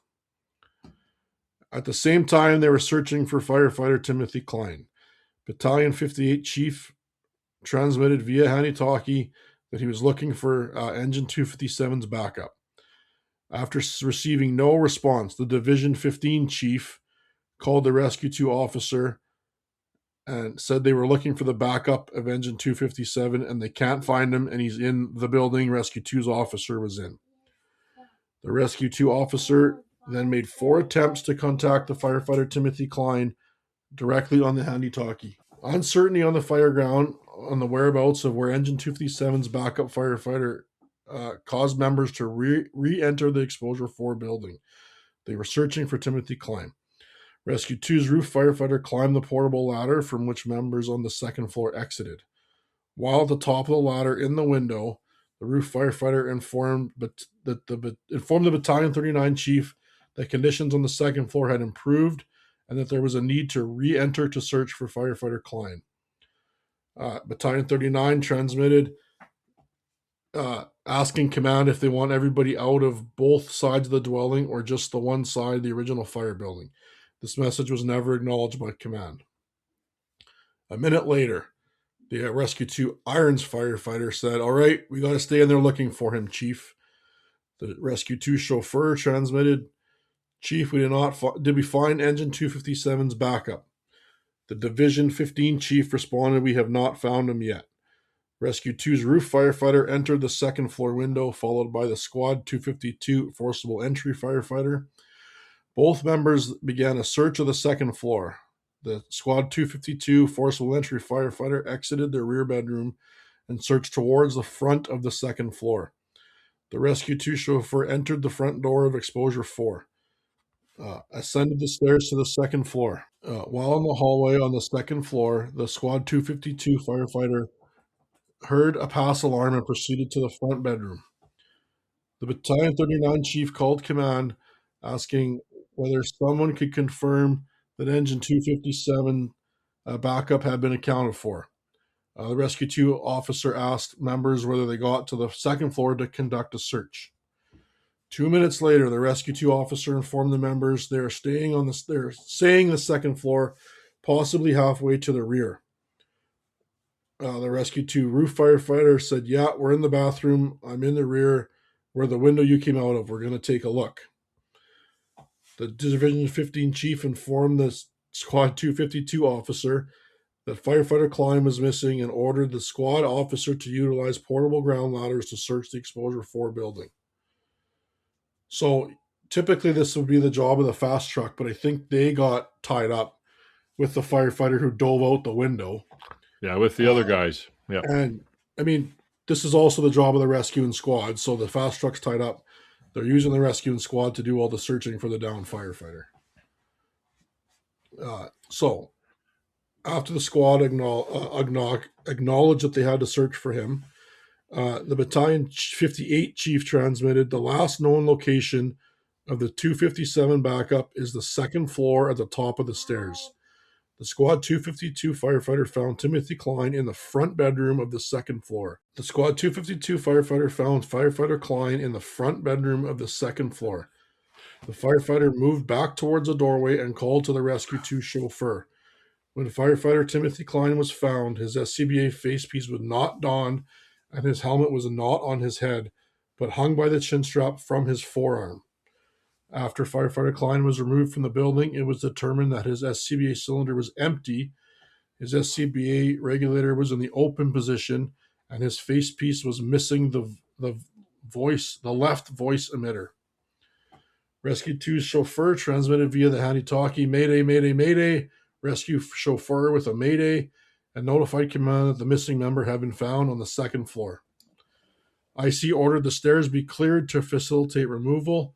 Squad 252 officer requested a CFR engine, which is any engine, they're just on a medical duty, and EMS to the front of the building. Members inside made several reports that the stairs had been cleared. So remarkable similarities to the Winnipeg incident, eh, Paul? Yeah, I mean, exactly. You've got guys. You got a guy who's on the nozzle and a backup man right behind him, and suddenly this massive flow of high heat and fire comes roaring up the stairs, saturates the second floor. Everybody dives for cover, and even guys that are just a couple feet away from you, you don't know where they are. And really, firefighter Klein, he was backing up the nozzle man, fighting that fire in that front bedroom, and that's pretty much where they found him. or very close Yeah, to it. and I mean the So- hose ruptured at the same time from the railing and the heat event. Nozzle They man didn't- bailed out the window. The other guys bailed to the back. He got caught. The only thing unique here was they actually were able to immediately extinguish the fire coming in by extinguishing the basement and thereby controlling the flames, I guess, the radiant heat. They were able to get into that second floor fairly quickly after the rapid fire event happened, which was Yeah, odd. it was a good call by the firefighter at the back. The control firefighter was standing there to say, "Hey, we got to get a line in there." And good call by him. But I don't think he realized the consequences of what he was about to do. No, and it was they brought a 2.5 in, right? So that was the big thing to take care of the big fire. But still, it caught firefighter Klein. Firefighter Klein was removed from the interior stairs down to the front of the building via the front door. Members of Ladder 170 removed Firefighter Klein's bunker gear so he could be treated by EMS. He was transported to Brookdale Hospital. According to the autopsy report received by the Office of the Medical Examiner, immediate cause of death was smoke inhalation. The cause and origin of the fire was determined by investigating fire marshals. The area of origin of the fire was in the kitchen at the rear of the fire building on the first floor, where the fire burned undetected for an unknown period of time. From this point, the fire extended and involved the first floor, second floor, and attic space of the fire building and all floors in the exposure 4 building. The basement level of the fire building was the only area of the dwelling not involved in fire. The investigation also found that the fireproof concrete masonry demising wall between the 2 buildings was completely intact throughout the operation, from the bottom level to just below the roof sheathing. This wall had no penetrations that could have allowed for fire extension. However, the top of this wall did not extend entirely to the roof sheathing, which left a gap between the top of the demising wall and the roof beams.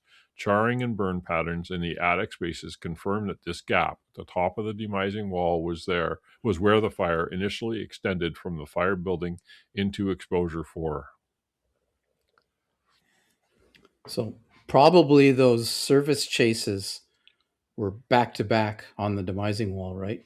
Yeah. So burned up the service chase from the kitchen because the vent was there, burned over the top of the wall against the roof.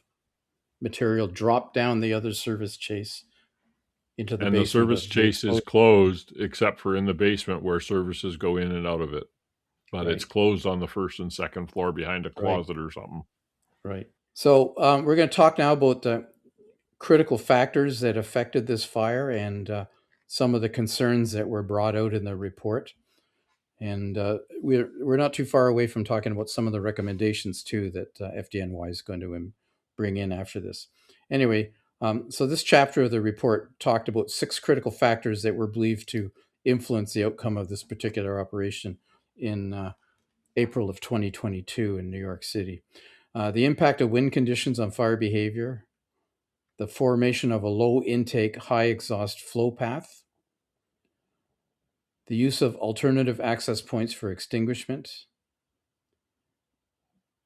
the activation of the EAB with Mayday transmissions, the effect of emotional stress on operational performance, and the performance of firefighting equipment on the scene. I just wanted to list those here because it's interesting that they talked about some other stuff such as performance of equipment or the impact of the emotional stress, and what they're referring to, and it talks about a little later, is the panic. All of a sudden, the fire's doing things that they hadn't expected, and they weren't ready for it, and so that emotional effect led maybe to some behavior, and they talk about it a little bit later on. And I know that FSRI and the NIOSH Firefighter Fatality Investigation Program is looking at that as we move forward, which is good.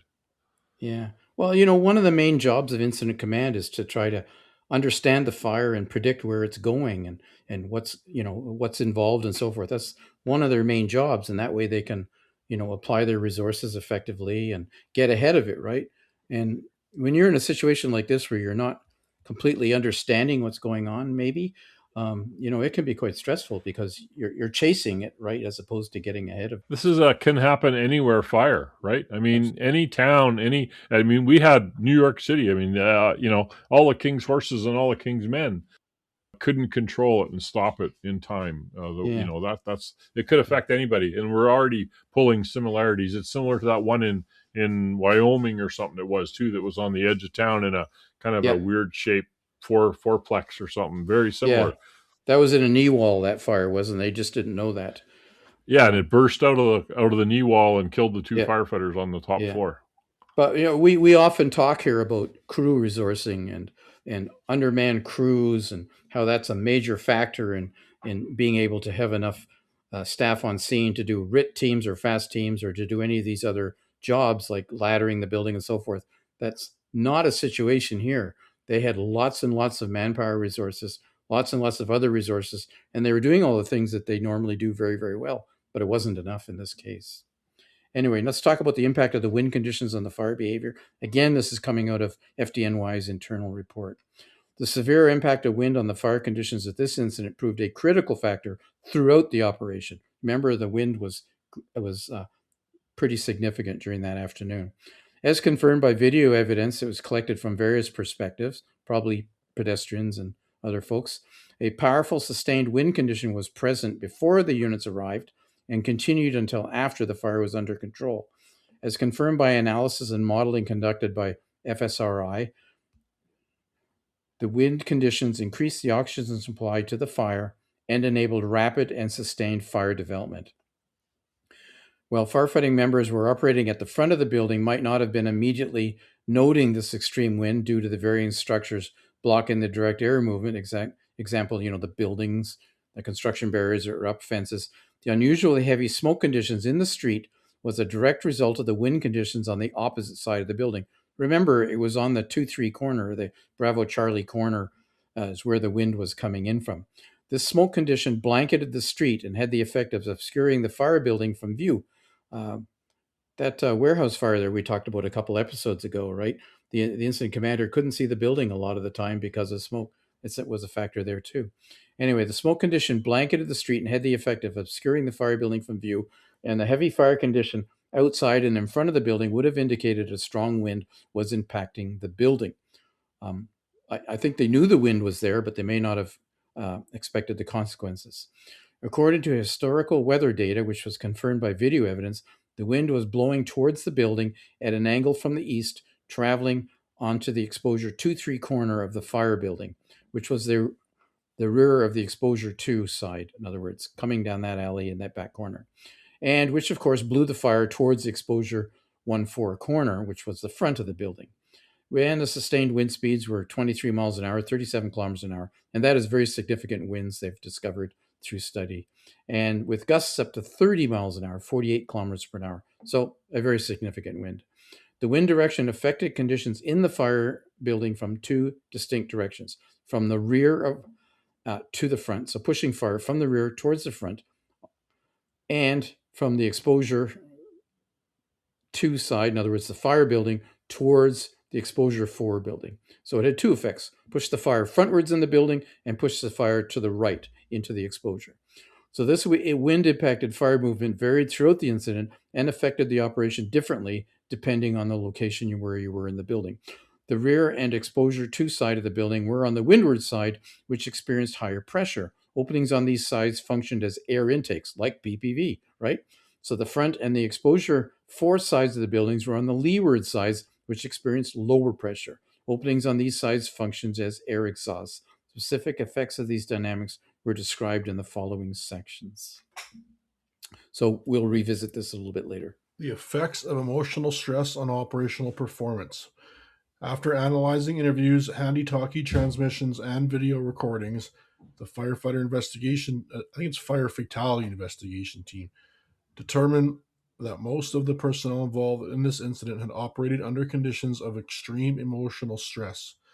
The profound impact of such stress on the actions and decision-making process was observed across all ranks from the highest level of command to probationary firefighters.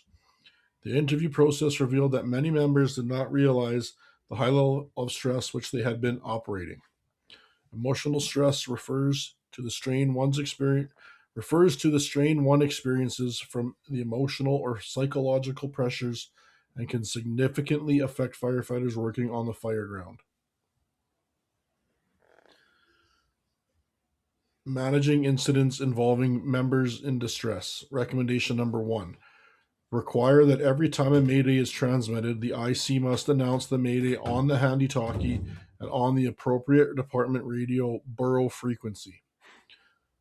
The designation of the chief officer who will be addressing the Mayday and the chief officer who will manage the fire must also be transmitted when the Mayday is given to the borough dispatcher.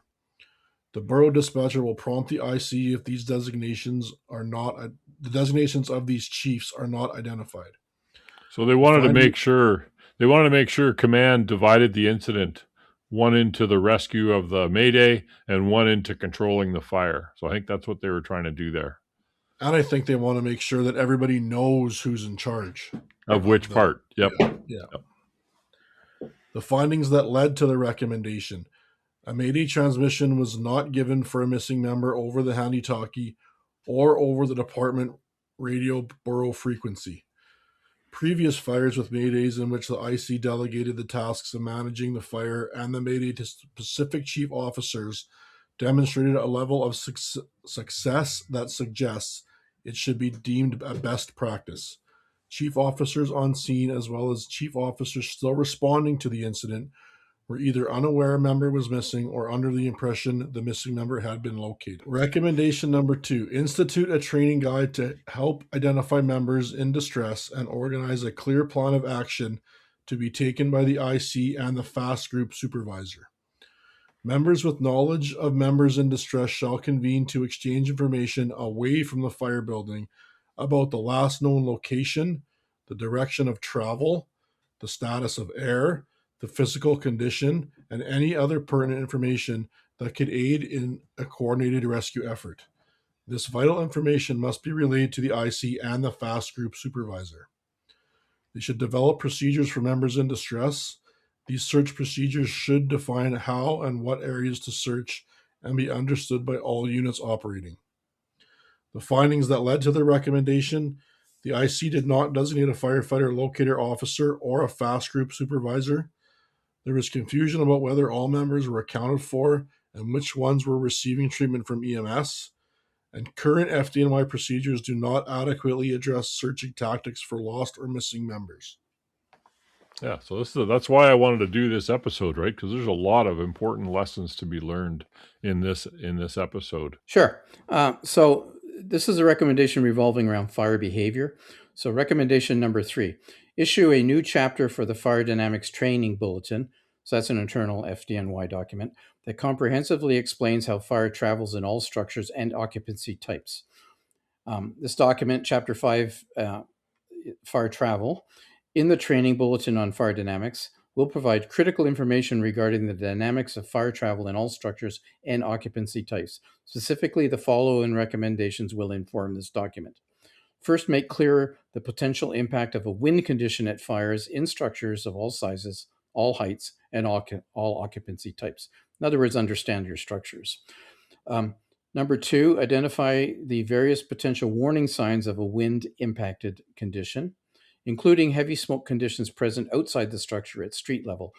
We've also determined, like at the Winnipeg fire, that temperature can cause an impact on these too, like extreme low temperatures. Part 3, provide a detailed explanation of the formation of a flow path and its impact on fire travel in various structures and occupancies. What flow paths are, in other words, and how they move. Provide a detailed explanation of low intake, high exhaust flow path and discuss specific hazards and potential solutions. Provide a detailed explanation of the effects of an operating hose line on airflow and its potential impact on fire travel, because we know that hose lines operating can create flow paths also. Provide standard definitions for describing fire conditions, smoke conditions, wind impact, and ventilation profile. These terms will be used in fireground communications to effectively communicate conditions uniformly, like standard language. Include all relevant information in current department manuals. So there's the findings that led them to these recommendations are that in this particular incident, the wind significantly impacted this operation, as evidenced by video captured from several angles that recorded the severity of the fire conditions. These findings were corroborated by fire modeling that was later conducted by UL. During the debriefing process, many members stated that they did not notice the severity of the wind at this fire, despite multiple indications of wind-impacted fire conditions.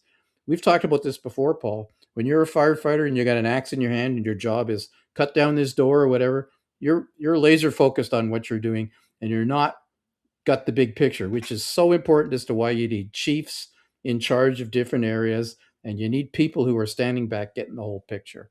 So it's not unusual for a firefighter to not notice beyond what he's focused on.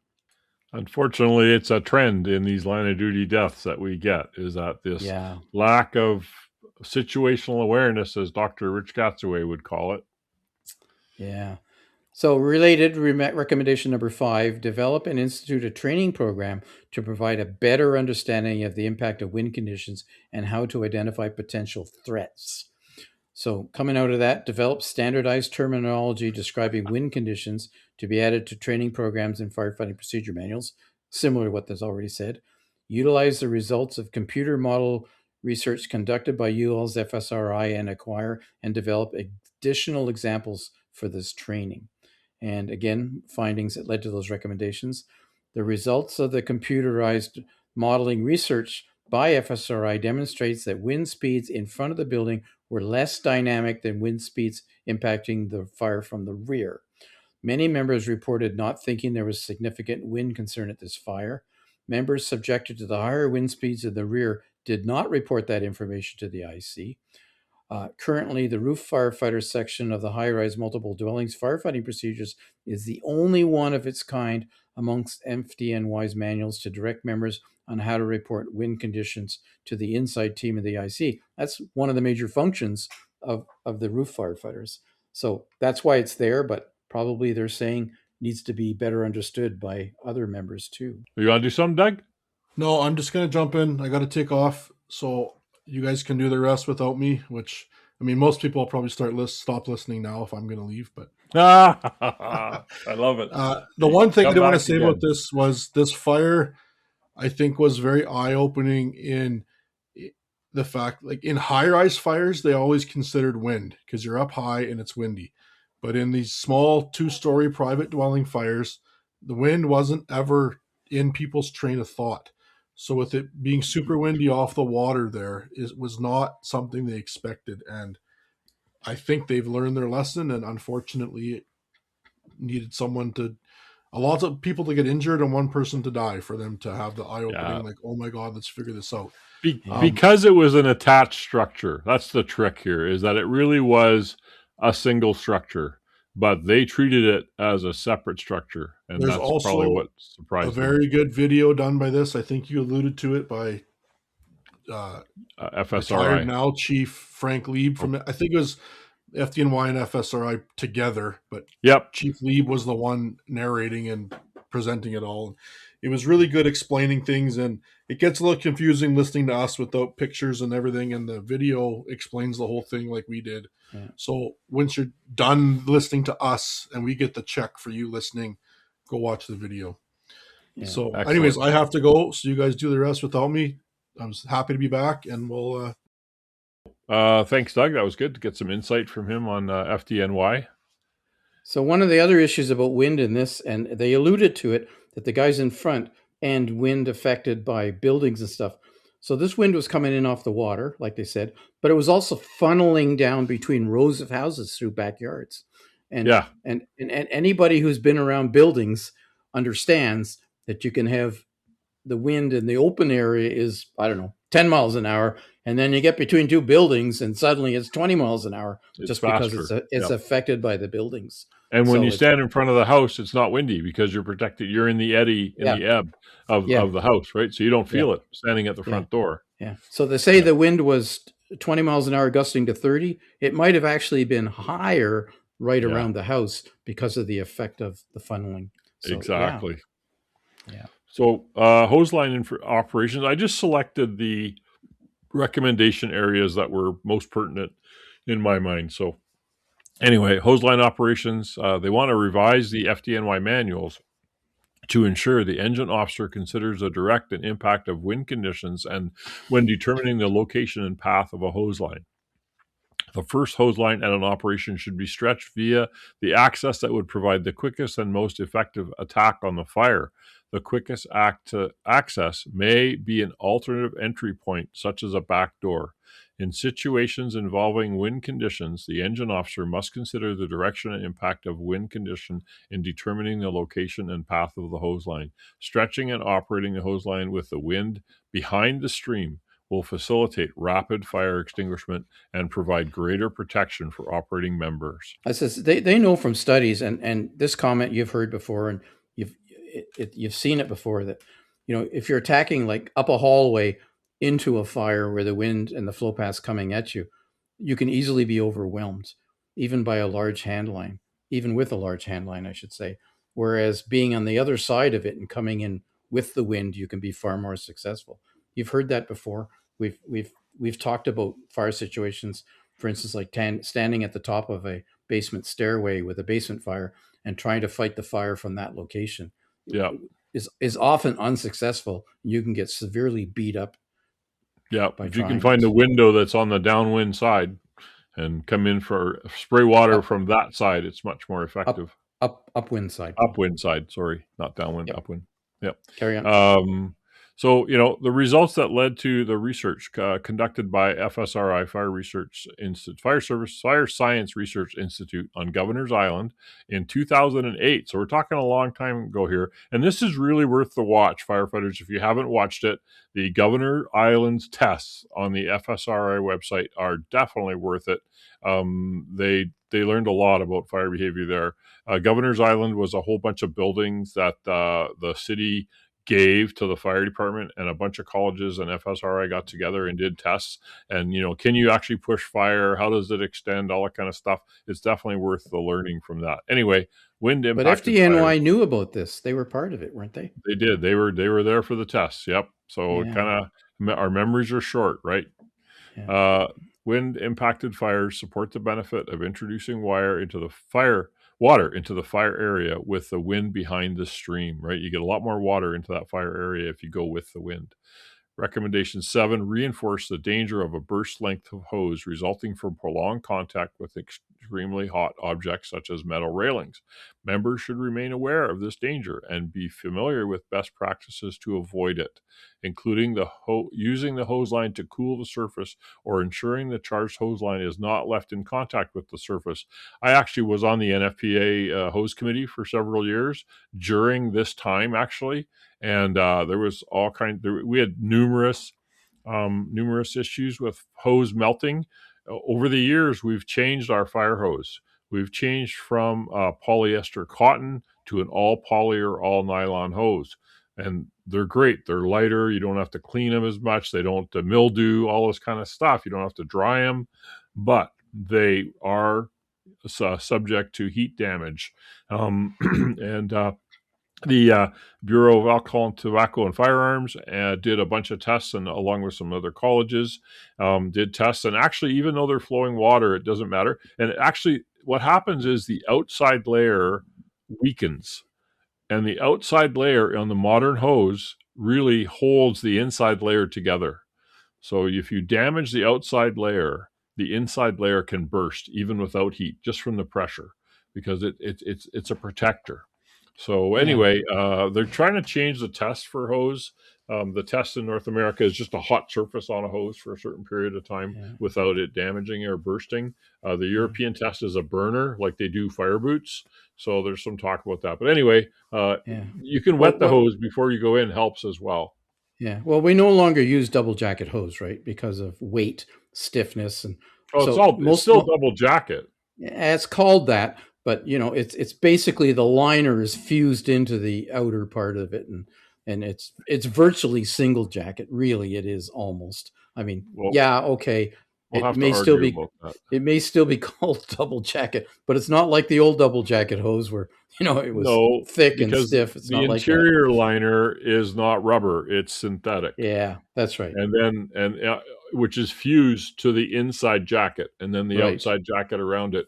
But the inside jacket can't withstand the pressure without the outside jacket there. So if you have about an inch diameter hose on it, it will likely rupture. Right, which is Significantly different from traditional double jacket From the hose. old hose, yeah, which was Yeah. really robust and lasted forever. I'm not on the committee anymore, so I've lost track with what's happened with changes since that. But there's been several fatalities that were bursting hoses were involved. So, not maybe why, but they were involved in the situation.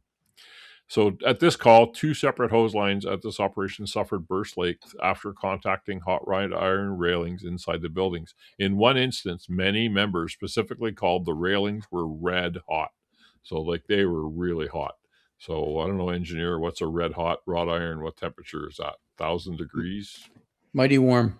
Mighty warm. That's a very specific engineering term. Don't put Let's your see. tongue on it. Develop a training program to standardize and improve fireground communications when describing fire and smoke conditions, wind impact, and ventilation profiles. Incorporate a training program into the Fire Academy curriculum and the learning management system. Standardized communication terminology would provide the incident commander and operating members more accurate information, enabling them to make informed decisions regarding the positioning of hose lines and the need to consider changing tactics. Often, more precise, consistent terminology can lead to an accurate understanding of conditions observed remotely from the command post. And this is Blue Card, Effective Command, all these programs. What they're teaching the fire officers to do is how to communicate on the fire ground. So that's a great thing. They have another one, develop a library of photographs and videos demonstrating the different types of smoke and fire conditions, standardized terminology to describe them. These can be used across multiple training platforms as well as an initial training program rollout. These are all for their internal reports.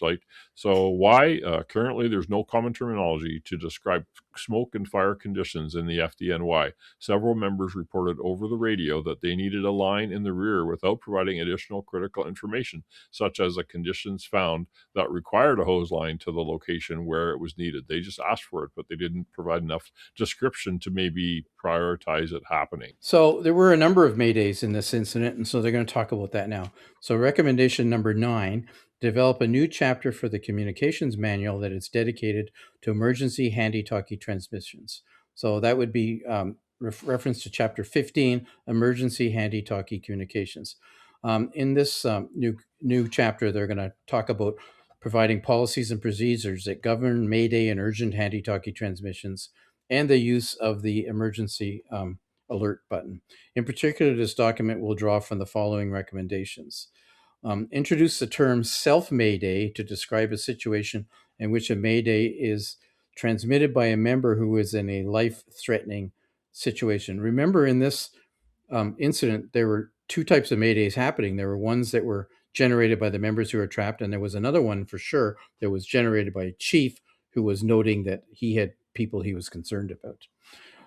So this is different from a situation in which a member transmits a Mayday when someone else is in a life-threatening situation, such as a missing member, or when an announcement is made to inform all members of a dangerous condition, such as a collapse. So part of this would be reinforcing the importance of depressing the emergency alert button before transmitting the Mayday message. Normally the radios, by the way, are programmed so when you press that button, it opens the transmit, and then all you got to do is talk. So you press the button, it does its little electronic thing, and then you talk. So this is critically, especially important in the situation of a self-Mayday because a member is less likely to execute multiple steps when transmitting a Mayday under stress. So when they're transmitting Mayday, Mayday, Mayday, in addition to activating the EAB button. If you just press the EAB button and talk, you don't have to do anything else, is what they're talking about achieving. So discontinue the use of the EAB in conjunction with urgent handy-talkie transmissions, in other words, not Maydays. The EAB activation shall be reserved exclusively for Mayday transmissions or by the IC to gain control of handy-talkie communications on the fireground. He does that because in most systems, when an EAB transmission takes place, all other radios shut down. They stop transmitting it. It takes priority. Gives you priority, yep. Yeah, it has to be programmed properly for that to happen. Right, it's all on the programming. Yep. Yeah, I used to program them, but anyway, never mind. That's what they're talking about. Reinforce that the IC may also use the post radio to gain control of the handy talker communications. EAB activation should remain the primary option. So post radio meaning after you press the EAB, it opens transmission. Further to that, reinforce the importance of a Mayday transmission anytime a structural collapse occurs. This Mayday should be transmitted by any member who becomes aware of a collapse. We would traditionally just call that emergency traffic, I think. Yeah, I would call it emergency traffic. Yeah. They're calling it a Mayday, but anyways, that's Yeah. what they want to do with this. So they may refine that more since then. I don't know if they've actually implemented exactly this. Yeah, Reinforce the importance of Mayday transmissions anytime a member cannot extricate themselves from a hazardous condition, genuine Mayday, right? Notifying the IC of one's location and conditions will provide the IC the opportunity to change tactics and reassign resources to affect the rescue members. It's not enough to just say Mayday, Mayday, Mayday. There needs to be more to it than that. Right? So that's anyway what they're going on about. So why have they made those recommendations? Because in this incident, this is what happened. As discussed in Chapter 7 of the report, which we talked about earlier, the FFIT determined that firefighter Timothy Klein transmitted a Mayday message, but his EAB was not activated. His assigned handy talker was tested and found to be operating correctly. So they could see that the radio ID was him, and they heard the Mayday, but basically they didn't hear the Mayday. It didn't get picked up. It was walked over. Yeah, that's why. Because he didn't activate the EAB, he transmitted Mayday, Mayday, Mayday, and no one got it. Right. They may not have heard it, but it was recorded, right? It was recorded, but they didn't on the machine. Hear it. Right. Yep. Correct. There's a difference. But the guy was sitting there looking at it, right? So I don't understand why. But anyway, although handy-talkie recorders captured Timothy Klein's Mayday message, the FFIT has concluded that no one who was operating heard his Mayday transmission. Got stomped on, probably by a truck. Research conducted by the Safety Command of all Mayday transmissions from 2012 to 2022 found that 38% were interrupted by another transmission. Pretty common when you got that many radios on a scene. And, all this happened in the first 20 minutes, and there was two buildings. So a lot of guys there. So there's a lot of stuff going on. Research conducted by Safety Command of all Mayday transmissions, again, from 2012 to 2022, found that a member transmitting a self-Mayday was 3 times more likely to take only a single action while transmitting the Mayday. In 76% of cases, the member giving a self-Mayday either activated the EAB or verbally transmitted Mayday, Mayday, Mayday.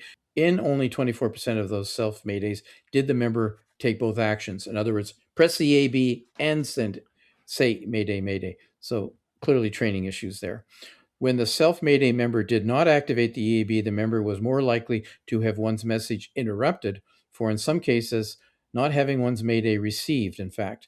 In addition to firefighter Timothy Klein, this situation occurred in the line of duty deaths of Gord Ambulis in 2014 and Michael Davidson, 2 other New York firefighters, in 2018. As I said earlier, when you press the button, it takes priority on the radio channel.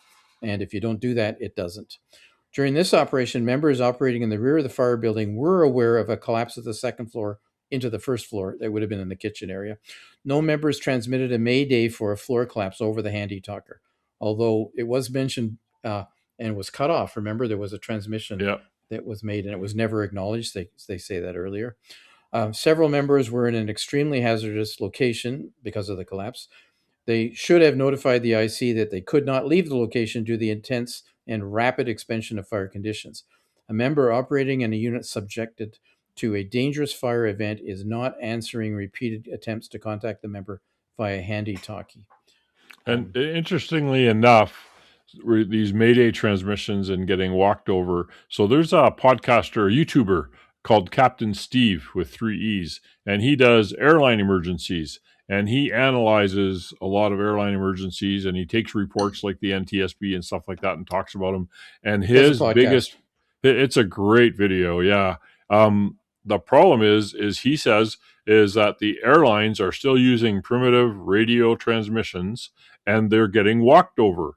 The helicopter in Washington, D.C., or the plane did not hear the helicopter transmissions.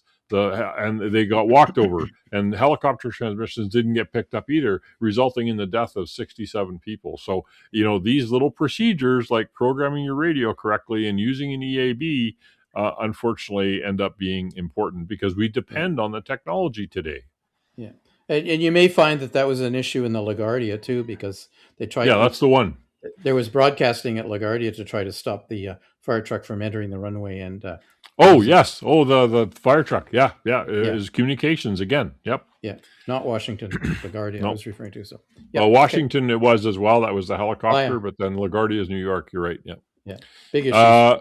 The response resources. So, it's taken a lot longer than 20 minutes at the fire for us to go over this in the podcast, but it's interesting and it's good stuff. Hope you like it. Recommendation 10, create a multi-unit fast group to be dispatched in accordance with managing incident involving members in distress. Instead of a single unit fast truck, which is what they had, the group would consist of a battalion chief, a ladder company, an engine company, and a paramedic unit, and a HazTech EMS officer or EMS supervisor. The FAST battalion would be just designated as a FAST group supervisor and will supervise all units of the FAST group in search, rescue, removal of a member in a life-threatening situation. The FAST battalion chief will also supervise the emergency medical treatment. Because what happened, well, I'll talk about it in a minute here. The engine officer of FAST could be designated as a member tracking coordinator and will coordinate with the medical branch to track the identity of any injured members that are getting treatment, because they thought everybody was out, they were getting treated when there was a guy still in the building. To develop a systematic search guideline to be used when a member is lost, trapped, or missing. This procedure should involve implementing a multi-sided approach and coordinating multiple search teams, including the cooperation between the fast truck responding from the outside of the building and SOC units already operating inside the building. Search and rescue. This search procedure should involve the use of thermal imaging cameras, the pack tracker to their fullest capability, and a search rope when necessary. Members of the FAST group must be assigned to monitor the EFAST system, which they did. Additionally, a member of the FAST group should be assigned to monitor the pack tracker for past alarm innovations. So pack tracker is a Scott product that they have with their SCBAs, and it's sort of a radio direction finding system. And when you wave it around, it'll give you a beep, beep, beep, beep signal looking for a SCBA that's in alarm or a pass that's in alarm. You can use it to search. It's not great, but it does work. And they went on and on in this report about they didn't use and they didn't have enough pack tracker devices and they weren't being used enough to find this guy on the second floor. But when you're in small buildings and you got partitions, and many times we've talked about, the firefighter was just around a corner, and everybody went this way and he went that way, and he was only a couple of feet away from where you thought he was, but he was on the other side of a wall. So he was in the bedroom. It's only a tool; it's not the tool. That's right. Anyway, so they talked about beefing up their RIT team, basically is what they're saying. The reasons they do that is multiple injured members evacuated from the exposure force simultaneously. The fast truck, an engine company, so only 5 people or so, and additional members that were in front of the building were available to assist the injured members before transferring their care to EMS. The current fast unit policy does not address providing patient care to an injured firefighter after removal, and that often takes up firefighters' time, is helping EMS deal with, getting the bunker gear off and lifting the people through obstructions and carrying people to the ambulance, etc. An engine is assigned not to a 1075, but to a 1076 and 1077. I don't know what those are. Doug left us. The current procedures for managing incidents involving members in distress state that a chief officer shall be assigned whenever possible to supervise rescue efforts. In fire departments in other cities such as Boston, Chicago, Los Angeles, and Phoenix have much more robust multiple unit rapid intervention teams or crews FAST than the FDNY's current FAST assignment of only one ladder company. So while trying to account for all members, there was confusion about the identity of the injured members being treated by EMS. Yeah, so trying to get a beef up their FAST system, which sounds like it could have been used at this fire. Number 12, assign additional battalion chief to be designated as the incident safety officer on the transmission of every 1075, which I was surprised to see this. I thought they had that already. In addition to current responsibilities, the incident safety officer assigned to the transmission of a second alarm, this officer shall be tasked with assisting the IC in evaluating visible smoke, ventilation profile, fire conditions, and advising the IC on the potential for flashover, backdraft, structural unsafe, and other fire events. So really, this is a safety officer specially designated to advise command on potential future behavior and risk. Yeah. Not looking at the firefighters in the building. This guy is Yeah. looking at the fire. What is it going to do? Yeah. We've talked about this before. I mean, every fire department has safety officers, but they don't have Right. as many safety officers as they got engine companies. So, there's only a few safety officers. So if you send them out to every single alarm, you pretty soon got no safety officers. So Really, this they is a send them to- planning. This is an Yeah. ICS planning position. Yeah. Or a technical specialist, we would call it. Tell me what this fire is going to do in the next 15 minutes. Yeah. But your safety officer really has to be a guy with a lot of experience. He's basically past the command level, basically, right? He needs to be a real support. He's not your rookie. He's not your average, captain on an engine. He's somebody more than that. So that's why there's only a few of them. So the reasons for this, the findings that led to this were maydays were transmitted before the safety officer and the safety battalion arrived on scene. Current FDNY response matrix assigns only a safety officer once a second alarm, so not a 1075, but a second alarm is assigned. Research conducted by FDNY Safety Command and the Fire Department Safety Officers Association indicates that mayday transmissions and relative dangers to firefighters often occur early in fire operations, which, yes, we definitely can prove that with 96 episodes under our belt, or 95. The NFPA standard on incident safety management system and command safety, 1561, states the incident safety officer must be assigned as early in the incident as possible. In addition, fire suppression in the same NFPA standard suggests that the safety officer should evaluate visible smoke and fire conditions and advise IC of the tactical levels and the tactical level supervisors of the potential for flashover, backdraft, unsafe structure, or other fire events like rapid fire progression that could pose a threat to operational teams. The standard for organization and deployment of fire suppression operations, basically 1710, by public fire departments or career fire departments, states incident safety officers shall be deployed upon confirmation of a structure fire at special incidents or when significant risk is present due to the nature of the incident. FDNY is currently not in compliance with NFPA 1561 or 1710. Oh, we're lucky Doug's gone. Wouldn't like that part. He can listen later. Numerous other recommendations, not specifically here. So here's numerous other recommendations that I didn't specifically go into them. The pack tracker usage and familiarity, pass alarm transmission potential, radio interference. They found that the pass alarm, if it was activated, was potentially interfering with their radios. Pass alarm monitoring, especially if you get more than one, because all of a sudden you've got multiple alarms going off and you don't know where they are or who it is. Wearing of personal issued and fitted SCBA face pieces. So apparently firefighter Klein was not wearing his face piece. He was wearing a spare from somewhere. And they found, of course, that the voice emitter was damaged off of it. So they don't know if it was damaged when he picked it up or it got damaged during the fire. And that may have led to his smoke inhalation, which was cause of death, because there was the outside part of the voice emitter wasn't there. Well, if he was scrambling to save himself from this who knows flow event, if he knocked his face piece on a door jamb, and if the voice emitter fell out or whatever, then his pack would have rapidly exhausted itself because it's positive pressure, and he would have been out of air. And I don't know. He's breathing smoke. It didn't go into detail as to whether it was just we don't know. The cover. Yeah. The diaphragm was still there, I think. So anyway. And then it talks about new equipment issue program. So there was issues with some equipment. People weren't familiar with equipment. And so they're saying stuff's getting delivered to the stations and we're not getting adequate training on it. So that's something they want to talk about. They also talked about water resource officer training. So the second pump in is supposed to help the first pump in if there's any issues. And apparently that didn't happen. They couldn't get this truck into pump.